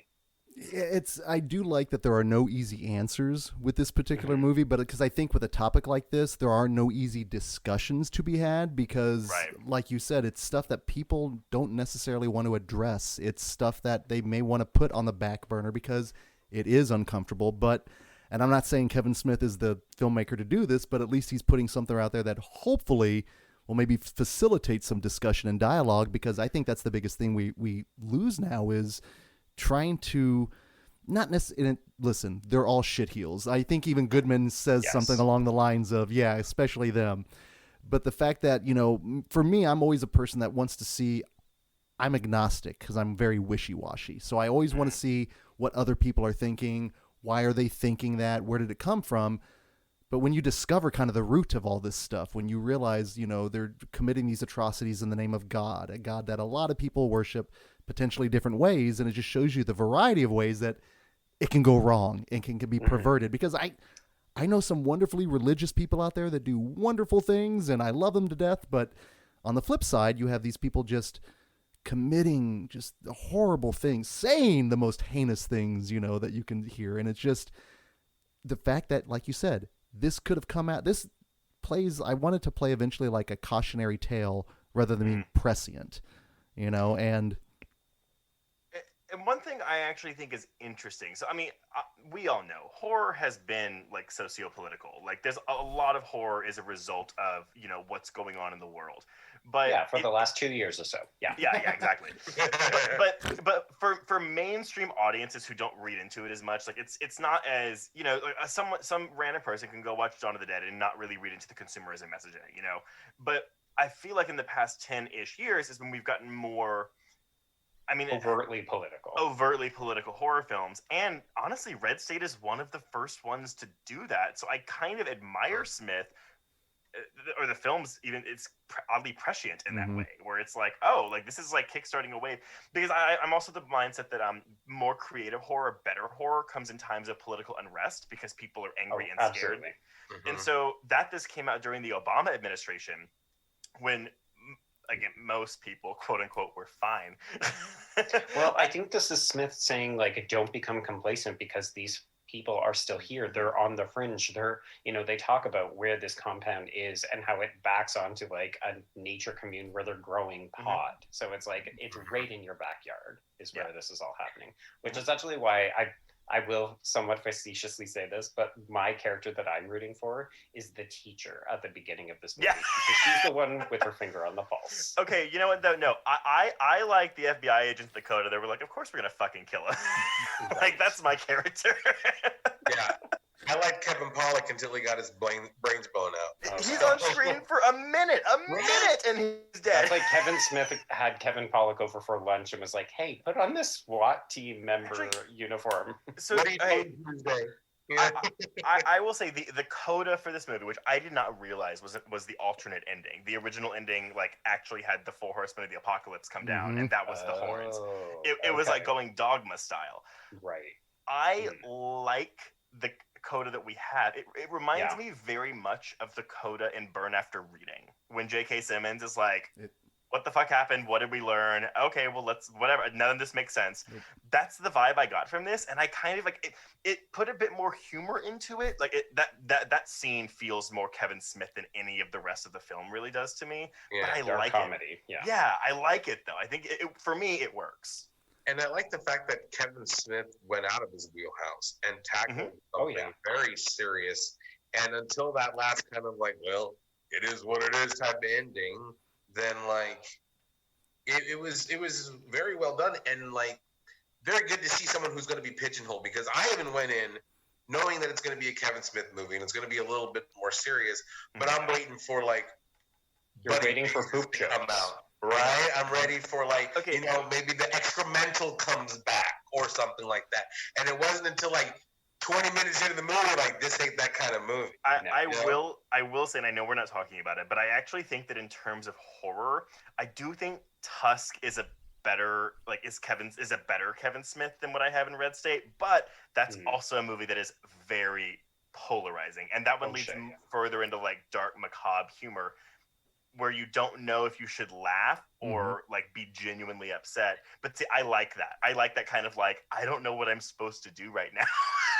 Well, and it's also because like Tusk lends itself to being kind of silly, even though I mean it's a the premise alone, right? This one really doesn't lend itself to silliness at all, and so for sure. Again, for him to right out of the gate from like movies to come into something this hard, that's got to be like a good, like, look, see what I can do type thing.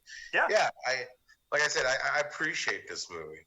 And I mean, I would recommend it to anyone. Like, again, even though I'm sitting here saying, oh, it's a 3 out of 5, like, I like it, but I don't love it, I would still tell someone, oh, but absolutely check it out. Like, it's worth watching. Only for Michael Park's 10-minute sermon alone. Oh my God. Yeah. It's kind of glorious in a horrifying way. Yeah.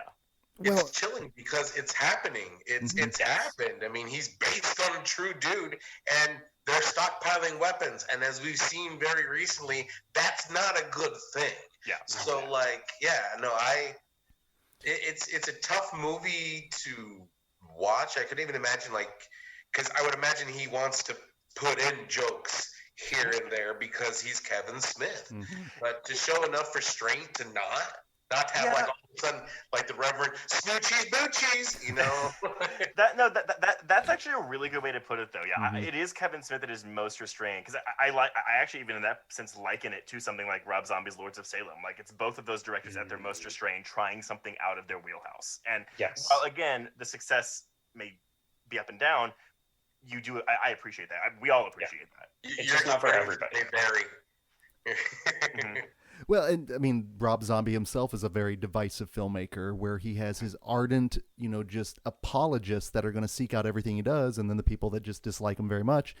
Kevin Smith very much in that wheelhouse. And I will say the one thing with Tusk, though, he definitely doesn't paint podcasters in the best light. Between that and Halloween 2018. But he is one. Like, he is. Like, that movie is the result of a podcast, so therefore I don't feel insulted by it, because I'm like, he's just fucking making fun of himself. This is true. Maybe I saw a little bit of myself in Haley Joel Osment, I guess, there. More so. I mean, all those characters are despicable. Like they're all terrible people. Well, and that's the thing with Red State. Like you had mentioned, that the teens themselves are just they're horny teens. They're hard these to like. Yes, they're these small town. I'm not going to say backwoods by any means, but they're going to talk a certain way. They're going to just when Kyle Gallner is getting put up on that cross, he literally is going, "I'm not gay, but I'm not gay." Because I mean, granted, I get it because they just killed a gay man. Mm-hmm. Like, which, by the way, that execution scene is awesome. Like, really, really good. Yeah. And so clean. It's so efficient. I'm like, oh, we're taking notes. Well, I know, right? Easy clean and no fuss, no muss, right? It seals in the flavor. You still have to get rid of the body, folks. It's not that easy. Yeah, but there's no blood. There's no blood splatter anywhere. So there's no one's gonna come with a black light and be like, "Well, you killed someone on this cross right here." And it was originally going to be they were going to put a ram's head on it until they found out that the ram's head was going to cost too much. So on the fly, they're like, "Well, let's cause the Saran wrap and let's seal it so the blood staying in is actually a happy accident." And I think it added a lot. It does. To the terror and the effect. And another thing, we this movie, we see a lot of ghosts and goblins, and we do see a lot of real serial killers and stuff like this.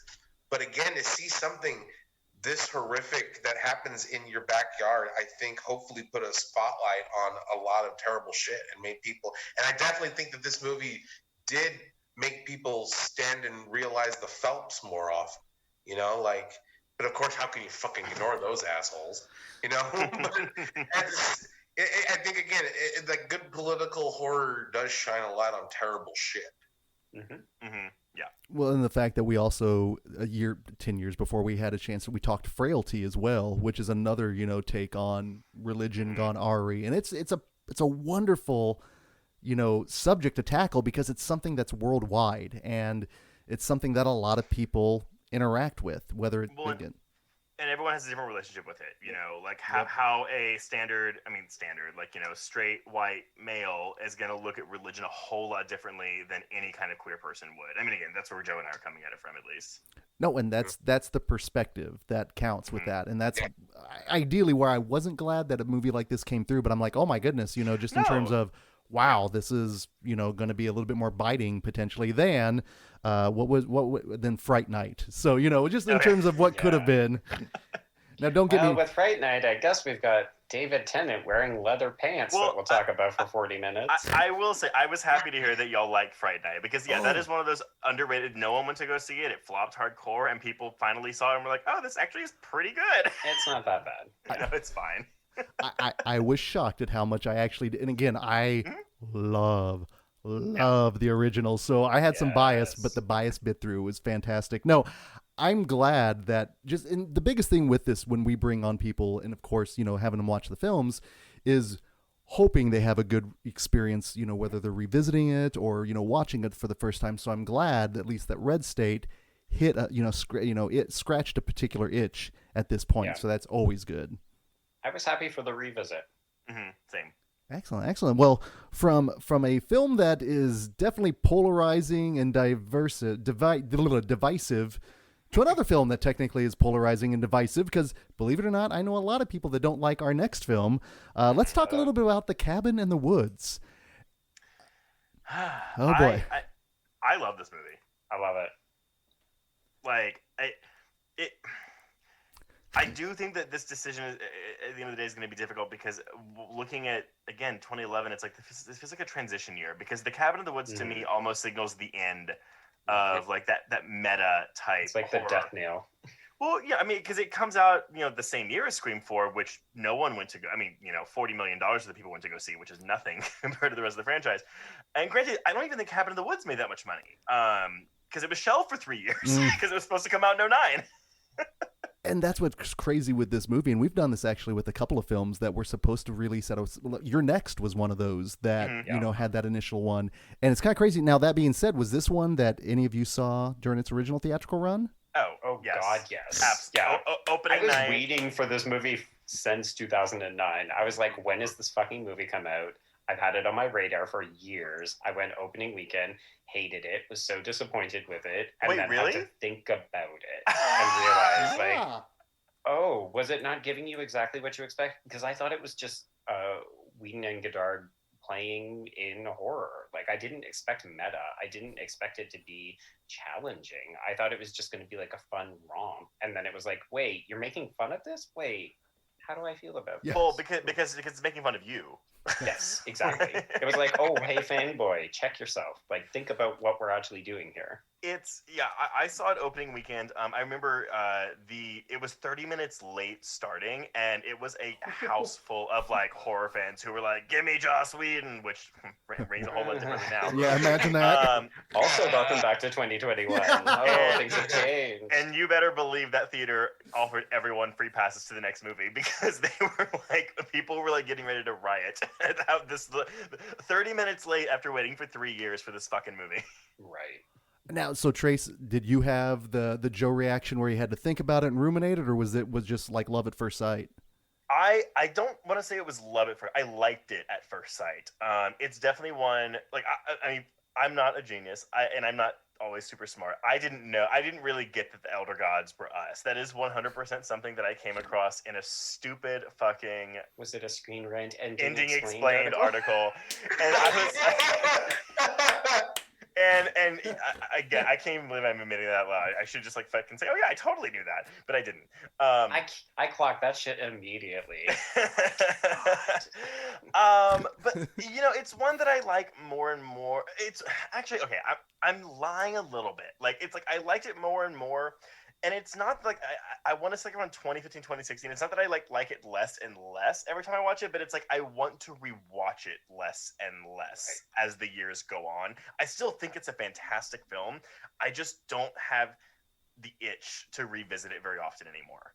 I think the novelty starts to wear off a little bit. Like, it's so fresh and exciting and dynamic when you first see it, and then you want to go back and unpack it and do the screen caps of all of the monsters in the cages, and like, oh, look at the whiteboard and imagine the films that we could have had with some of these other creatures and all that kind of stuff. And then at a certain point, you're like, cool, yeah, no, it's just really well done. All right, I'm gonna go watch something else. Yeah. Well, Scream 4. Did all of that recently, and I'll still fucking watch that movie. But I can see what you mean, as in like, but it's almost like when you quit drinking or quit one of your vices for a little bit, not because you want to better yourself, but because the next time you do it, it's going to be that much sweeter. Right. So I think it's along those lines, you know. I wouldn't watch Cabin in the Woods every year. You know, I wouldn't put it in like in my Halloween rotation. But if it's been like 2 or 3 years since I've seen Cabin in the Woods, and someone goes, "Hey, you want to watch Cabin in the Woods?" Well, that's what I was gonna say, Genius. Though, so yeah, like, here's the thing. By myself, I'm not gonna put. That's not a comfort movie I'm gonna put on every watch. However, if I know someone who at least like is moderately into horror, who tells me I've never seen Cabin in the Woods, I am 100% gonna put it on, because I want to watch them watch this movie. Like, I want to see their reactions to this. Yeah, and I will agree with you, Genius. Like, we watched this for our Patreon audio commentary last year, and I hadn't seen it in probably 4 or 5 years, and I was like, oh gosh, right, okay, this is really good. And even moments like when Sigourney Weaver shows up, and you're just like, fuck yes, just like genius casting. She's so great in the role, and it's small, but it's memorable. And that movie is really great at delivering not just the twist and the savvy commentary, but like it is quietly prescient too, right? I mean, we've got all these character actors who break out a couple of years afterwards. Or, I mean, in between when the movie was supposed to come out and when it actually does. Yeah, I mean, obviously you have Chris Hemsworth. I mean, like, Joe and I are big Spartacus fans, so the girl that plays, oh my god, her name is Anna Hutchison, but what is her name in the movie? The whore. Jules. Like, Jules. She was on Spartacus for a season. Kristen Connolly's done work on The Bay. And Jesse Williams on Grey's Anatomy. So, I mean, like, they've all broken out to varying degrees of success. I was like the Fran Kranz fan in the audience. Oh, like, yeah, yes, give me that Dollhouse actor. Well, and there's so much genre connectivity with this film as well, just in terms of where it came from, where it was going, where it is. And that's kind of the beauty of it. And we adore the peripheral viewing experience with people, especially seeing that reaction that first time, and especially if they're making the connections, if they're not, if you want to, help them along with that. And this is one that actually we did for Patreon as well. It was a review and request, and I had not seen it probably in a good 7 or 8 years. And revisiting it, it was revelatory. I mean, I was just like, wow, I really like this movie. Now, I will say, though, within then the next year, Jenius, we reviewed it for here, it didn't hit as well. But the thing that it did make me want, and I will go to my grave wanting this now, is a prequel with Bradley Cooper and Richard Jenkins characters, at least seeing like a successful whatever it goes on, because I don't know what it is about one Richard Jenkins, but I can watch that man do just about anything, freak out, and it's just the fact that they have these great character actors with the teens that broke out. The people behind the scenes are a lot of Whedonites, Amy Acker showing up there. It's Tom Lank. Yeah, I mean, so it's for all you brown coat people, again, when Whedon had it, that universe, we won't even say his name, just the universe that exists.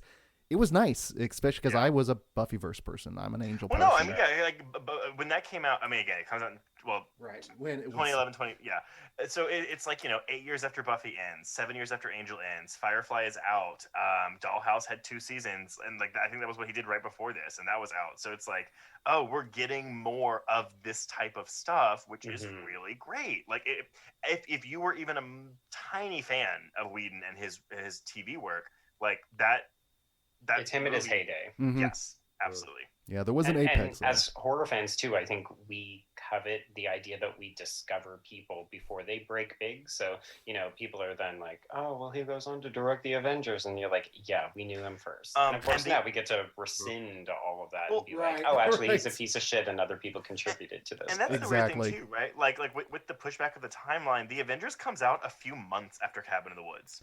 Because, I don't even know. And then that means Thor would come out probably then a few years after. I mean, it's just incredible the talent that they brought together with that. It's very intimidating. I'm not gonna lie. This is one of those movies that I definitely appreciate more than I absolutely love it. But I think, Jenius, you're absolutely correct. This is like a bottle of wine. You only break it out on special occasions. Let it age. Absolutely. And it has aged pretty well. I think it would be a good movie to show like horror normies too, especially ones that are like, oh, why does she always drop the weapon, or how come they're always tripping, and like they just want to go out in the woods to like have sex. It's kind of cool to like show them like, we've heard these complaints before, and here is an answer to that. Yeah, so, I think it works equally well if you're a diehard horror fan or if you're a casual horror fan. Or I think even if you don't like horror, I think it's an accessible film. Like, yes, you won't get a lot of the in-jokes that are in it, but it's still like on its own without that. It's still an enjoyable film. So I think like I think it's actually a good form of gateway horror, even though it's clearly made for horror fans. And again, like I hate sounding gatekeepy like that, but like I think that's the best way to put it. It highlights and celebrates and mocks the tropes that it has.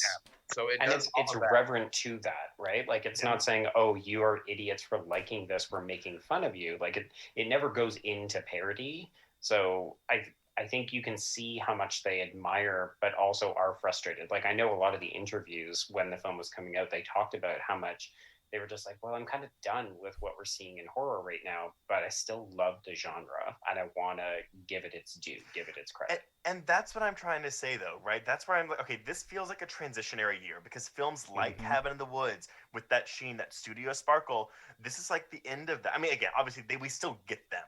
They're still, but they're not the big things anymore. What we start seeing, because Insidious comes out, well, technically 2010 because it's a festival premiere, but Insidious gets a theatrical release this year, which is that's one of Blumhouse's first films after Paranormal Activity. So we start seeing more scrappy, independent horror starting here, which again is why, even though again Scream 4, but pairing Cabin in the Woods with Red State, it works because it feels like Cabin in the Woods is closing out an era of horror for me, and Red State is beginning one. It's like Cabin in the Woods is the one last laugh hurrah before everything turns into A24. Yeah. Which is kind of all the better then that it does end up getting delayed, right? Because had it come out in 2009 as originally intended, I don't know that I think it would have hit as well in that year, but I don't think it would have aged as well because people would have been like, oh, it's just caught in the middle of things. Whereas here we can actually say, oh, it feels like it is wrapping things up. Yeah, like it's the rap party.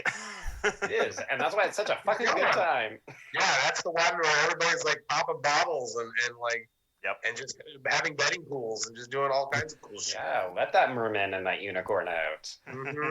I'll say it again. There's still nothing that still makes me laugh harder than Richard Jenkins cursing at a bunch of little Asian schoolgirls. That just, Fuck you! But also, I want that movie, and I want the one that's either set in like Sweden or whatever that's supposed to be Kong. Well, which I guess we're getting now. No, that's actually my one big thing because this movie didn't make that much money. I mean, it did fine, but again, for the budget, I don't think it did as well. It underperformed for sure. But I hate that we could have had like essentially an anthology series of films showing, I don't know, other things in the cabin that they pick up. Or again, the other countries. Yes, I want the other countries. Yeah. In Japan, it's like The Girl in the Well. Like that's the name of the movie there. You know. I'd like to think the Italian one would feature a lot of eye trauma potentially. You know. Oh, sure. The man with the black gloves, like the cabin with the crystal plumage. There we go. But yeah, I would love to see that, or even like alternate universes where they pick up that Hellraiser orb, or like things like that, you know. And like you said earlier, a reboot. Their first day at internship, and they're watching a successful one, and it's set in the '80s or something like that, you know. Yeah. See, that's actually a prequel that would be really. The only downside is you would know that everyone in the cast would die. At least everyone in the experiment and in the ritual would die. But it would still be fun to see it play in other eras, other subgenres and things like that. It'd be really fun to like do that prequel and cast actors who look like horror actors from the 80s heyday. So it's like this actress, and it's like that woman looks suspiciously like a Barbara Crampton stand-in. Yes. I mean, we kind of get that with something like The Final Girls a little bit. But like something like maybe a bit more, I don't know, not less tongue in cheek, I guess, than that, because I think that one's a little bit more like heavy-handed with its meta. Yeah. Well, and it's a little less on though. I really liked The Final Girls. When I got around the Betty Davis eyes thing, just brings me to tears every single time. It's horrible. Oh yeah. No, there's and you've mentioned it before. This should exist. This should be expanded upon. So I'm hoping down the line someone will take up the Cabin in the Woods lineage, because there's so many ways this could go. It's almost like the way Halloween 3 was supposed to start all the anthologies and stuff and to go away. I'd be curious to see if we can make this happen, or if it eventually happens. Hell, who knows? It'll end up on like Amazon Prime as a 10 episode miniseries or something. It'd be like American Horror Story. It'd be like Cabin in the Woods, : Just keep Ryan Murphy away from it, please. So I've been going through all of South Park during the pandemic, and I'm in like the later seasons, but I just watched one where they're spoofing Netflix, which was like in the beginning of like the Netflix like original programming heyday, which I guess like 5 or 6 years ago. And there's a whole thing where they have like a call center at Netflix, and they'll just answer the phone and be like, "Netflix, you're greenlit." Although I guess now it'd be like 3 seasons, you're canceled. And you're canceled? Yeah, exactly. And we're not going to release the ratings. Forget it. Oh, my goodness. Well, we obviously really enjoyed both of these films, but only one can represent the year of 2011 in the round of the Frightful Four, so we are going to be showing our work here with 2 bits of criteria. Now, the first one is abstract, and the idea is to create a definition or an aesthetic of what horror films were like in the year of 2011, and based on that definition, which film fits it better. So, of course, going to throw it out to our guests first. Trace or Joe, which one of you like to tackle this first?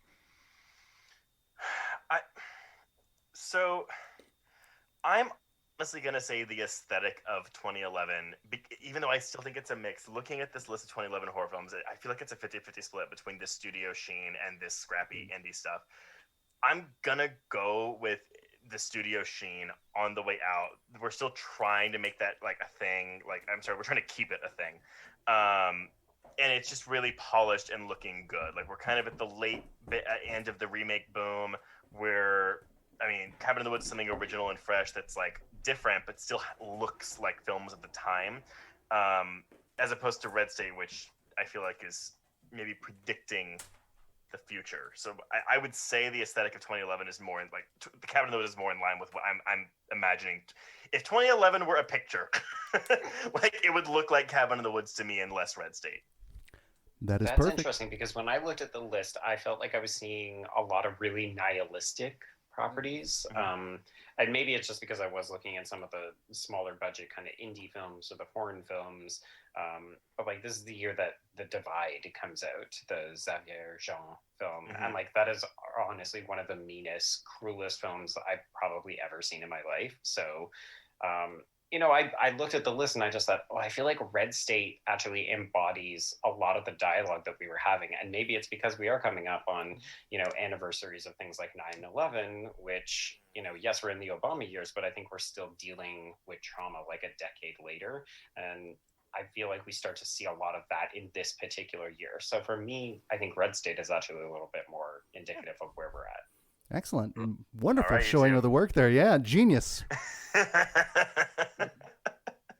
I think, like it was said earlier, it's the rise of the A24 era. I think things are getting darker, and you see a lot of like the rise of in the conservative movement, you know, and it just people are getting angry and they're more scared. And movies at that time start dealing with harder subjects that are in your face and start becoming overtly political. Horror, like we said earlier, horror's always been political, but it's always been subtle.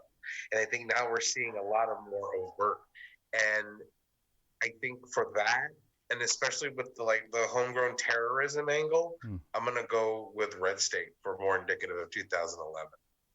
All right. And I'm going to kind of Cronenberg, kind of what all three of you have said, because there is one, when I was looking at the films, I definitely saw a divide between the old guard and the new guard, just in terms of some up and coming, you've got like less franchise films. They're really dying out at this point. I think there was a Hellraiser sequel potentially, but I'm sure that was just to, you know, make sure they retain the rights. For the rights. Exactly. But then you also saw sequels from some of the newer ones. I think you gave us the Human Centipede 2 of all things. Yes. I mean, a rundown of like what I'm saying versus what y'all are saying. So I mean, I'm thinking, okay, when I think of 2011, I've got Drive Angry, I've got Don't Be Afraid of the Dark, Final Destination 5, Fright Night. There is Human Centipede 2, Paranormal Activity 3, Scream 4, Red Riding Hood, Shark Night, The Thing. But and you're next, which I guess is more indie. But again, like to go with y'all, like look at Mike Flanagan's Absentia, Detention, Grave Encounters, Hellraiser Revelations, Hostel Part 3, Ty West, The Innkeepers, The Tunnel, which is a really good found footage movie, and The Woman. Mm-hmm. So I mean, it's like it's tough. 50-50. And then even so my definition or aesthetic is more on New Blood, taking it back all the way to the beginning with a little semen, but and then it's kind of defining what the New Blood is. And for me, it is going to be someone maybe going into a new direction potentially and offering something new from what they were doing before. And for that, based on that, I am also going to say Red State. Now, our second question, we're going to go not even abstract with this one, but we are, you know, praising a lot of love on these films 10 years after their release date. So the question is this: which of the two films which film will we giving more love to 10 years later down the line? See, okay, here's the thing. We are giving Cabin in the Woods the conversation 10 years later. 100%. Yes. But that being said, if everyone went out and watched Red State today, I feel like there'd be a lot of conversations about it. But again, the answer is Cabin in the Woods for me. But I could see a world where it would be Red State. Yeah, I agree with that completely. But the simple fact is like, I said I was watching Red State and people were like, oh, is that the Kevin Smith movie? Like, what is that? This is a movie that didn't make a cultural impact. We can talk about how good it is, but nobody's talking about it. It's Cabin in the Woods. Excellent. Genius. I think we're going to be talking about Cabin in the Woods because it is the more accessible film. It is the one that people are going to show normies just to see the periphery viewings. It's going to be the ones that people have paused and analyzed and looked at and saw and pondered and wished and hoped for their own movies. It's going to be us. We're going to be we probably will talk more about Cabin in the Woods in general conversation than we would in Red State. Mm-hmm. And hopefully we'll get to a point where we won't have to talk about Red State, but but I still think we'll live in a world where we'll want to talk about Cabin in the Woods. Yeah, I guess right. Like Red State feels more relevant, like subject matter wise today than Cabin in the Woods. Sure. Yeah. And for me, it just all comes down to one word, and that word is fun. And I have more fun with Cabin in the Woods, and because of that, I think naturally I'm going to probably seek that one out potentially a little bit more. But I also do agree that both of them have a lot of merit, and regardless of which one we're talking about 10 years from now, hopefully we're just still praising love and letting people explore. But it looks like technically we're at a tie here. 4 votes apiece for both Red State and Cabin in the Woods, which means we have to go to a certain little magazine and off the cover of the old Fango, gonna buy one copy for my mother. Gonna watch some movies on Shudder. Gonna see my gruesome face on the cover of the old Fango. And this one is more difficult because back in 2011, on the cover of Fangoria, we did have Cabin in the Woods. But I'm looking here, and I think maybe one of the newer publications that they put out, I'm not sure if this was a real one or not, but I'm seeing a Kevin Smith inspired, but that just has... I don't think that counts if it's not original from that year. Ah, I like that. Also, is that not just the cover where, like, you could put yourself on Fangoria? Because I feel like I have a cover like that. Crossing out the year Time magazines, like... He is a little achiever. Well, you know what achieved, and it wasn't little...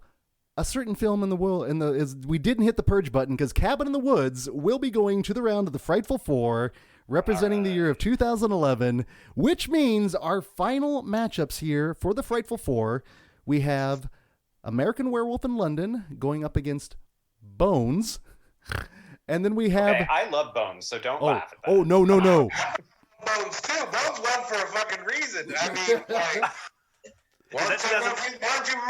Is that 2001? That's 2001, right? Yep. And then we have Silence of the Lambs going up against Cabin in the Woods. Which have fun with that, boys. Well, thankfully, it is now up to our listeners because on Saturday we will have... Out of our hands. Yes. It's out of our hands. we can lead a horse to water, but we can't make it vote. So and vote you can on all social media. We'll have that all over this weekend, Saturday, Sunday, and of course the championship round on Monday. But we could not have gotten here without the help of just my favorite dynamic duo, Trace Joe. Thank you so much for taking the time out and talking with us on this. This has been a blast. Well, thank you for having us. Again, having us back, by the way. I'm glad we didn't scare you off with Black Sheep. Not at all. We're glad we didn't scare you off. We just had normal conversations. Sadly, I keep coming back for the semen talk, so I guess it's more on me. That's more on me. That's Joe. He's like, when we get off, he's like, Trace, they don't talk about semen enough. Yes, these are definitely words that have come out of my mouth. Well, no, it is... There's a lot of stuff that's been recorded before we go on that's like that will never see the light of day. Right, yeah. That's called podcast co-host blackmail. Yeah. You try to burn me, I will salt the earth with the unaired footage. The unairable as it is. No, but we sincerely appreciate it. Now, that being said, next week we are going to be starting to panic here in the month of April, as we are going to have our Panic Fest preview episode with hopefully both of the founders of the Panic Film Fest, and then along with a number of other films that we've experienced through the years there. So until that time, this is Greg D. I'm Genius McGee. And we'll see you in your dreams.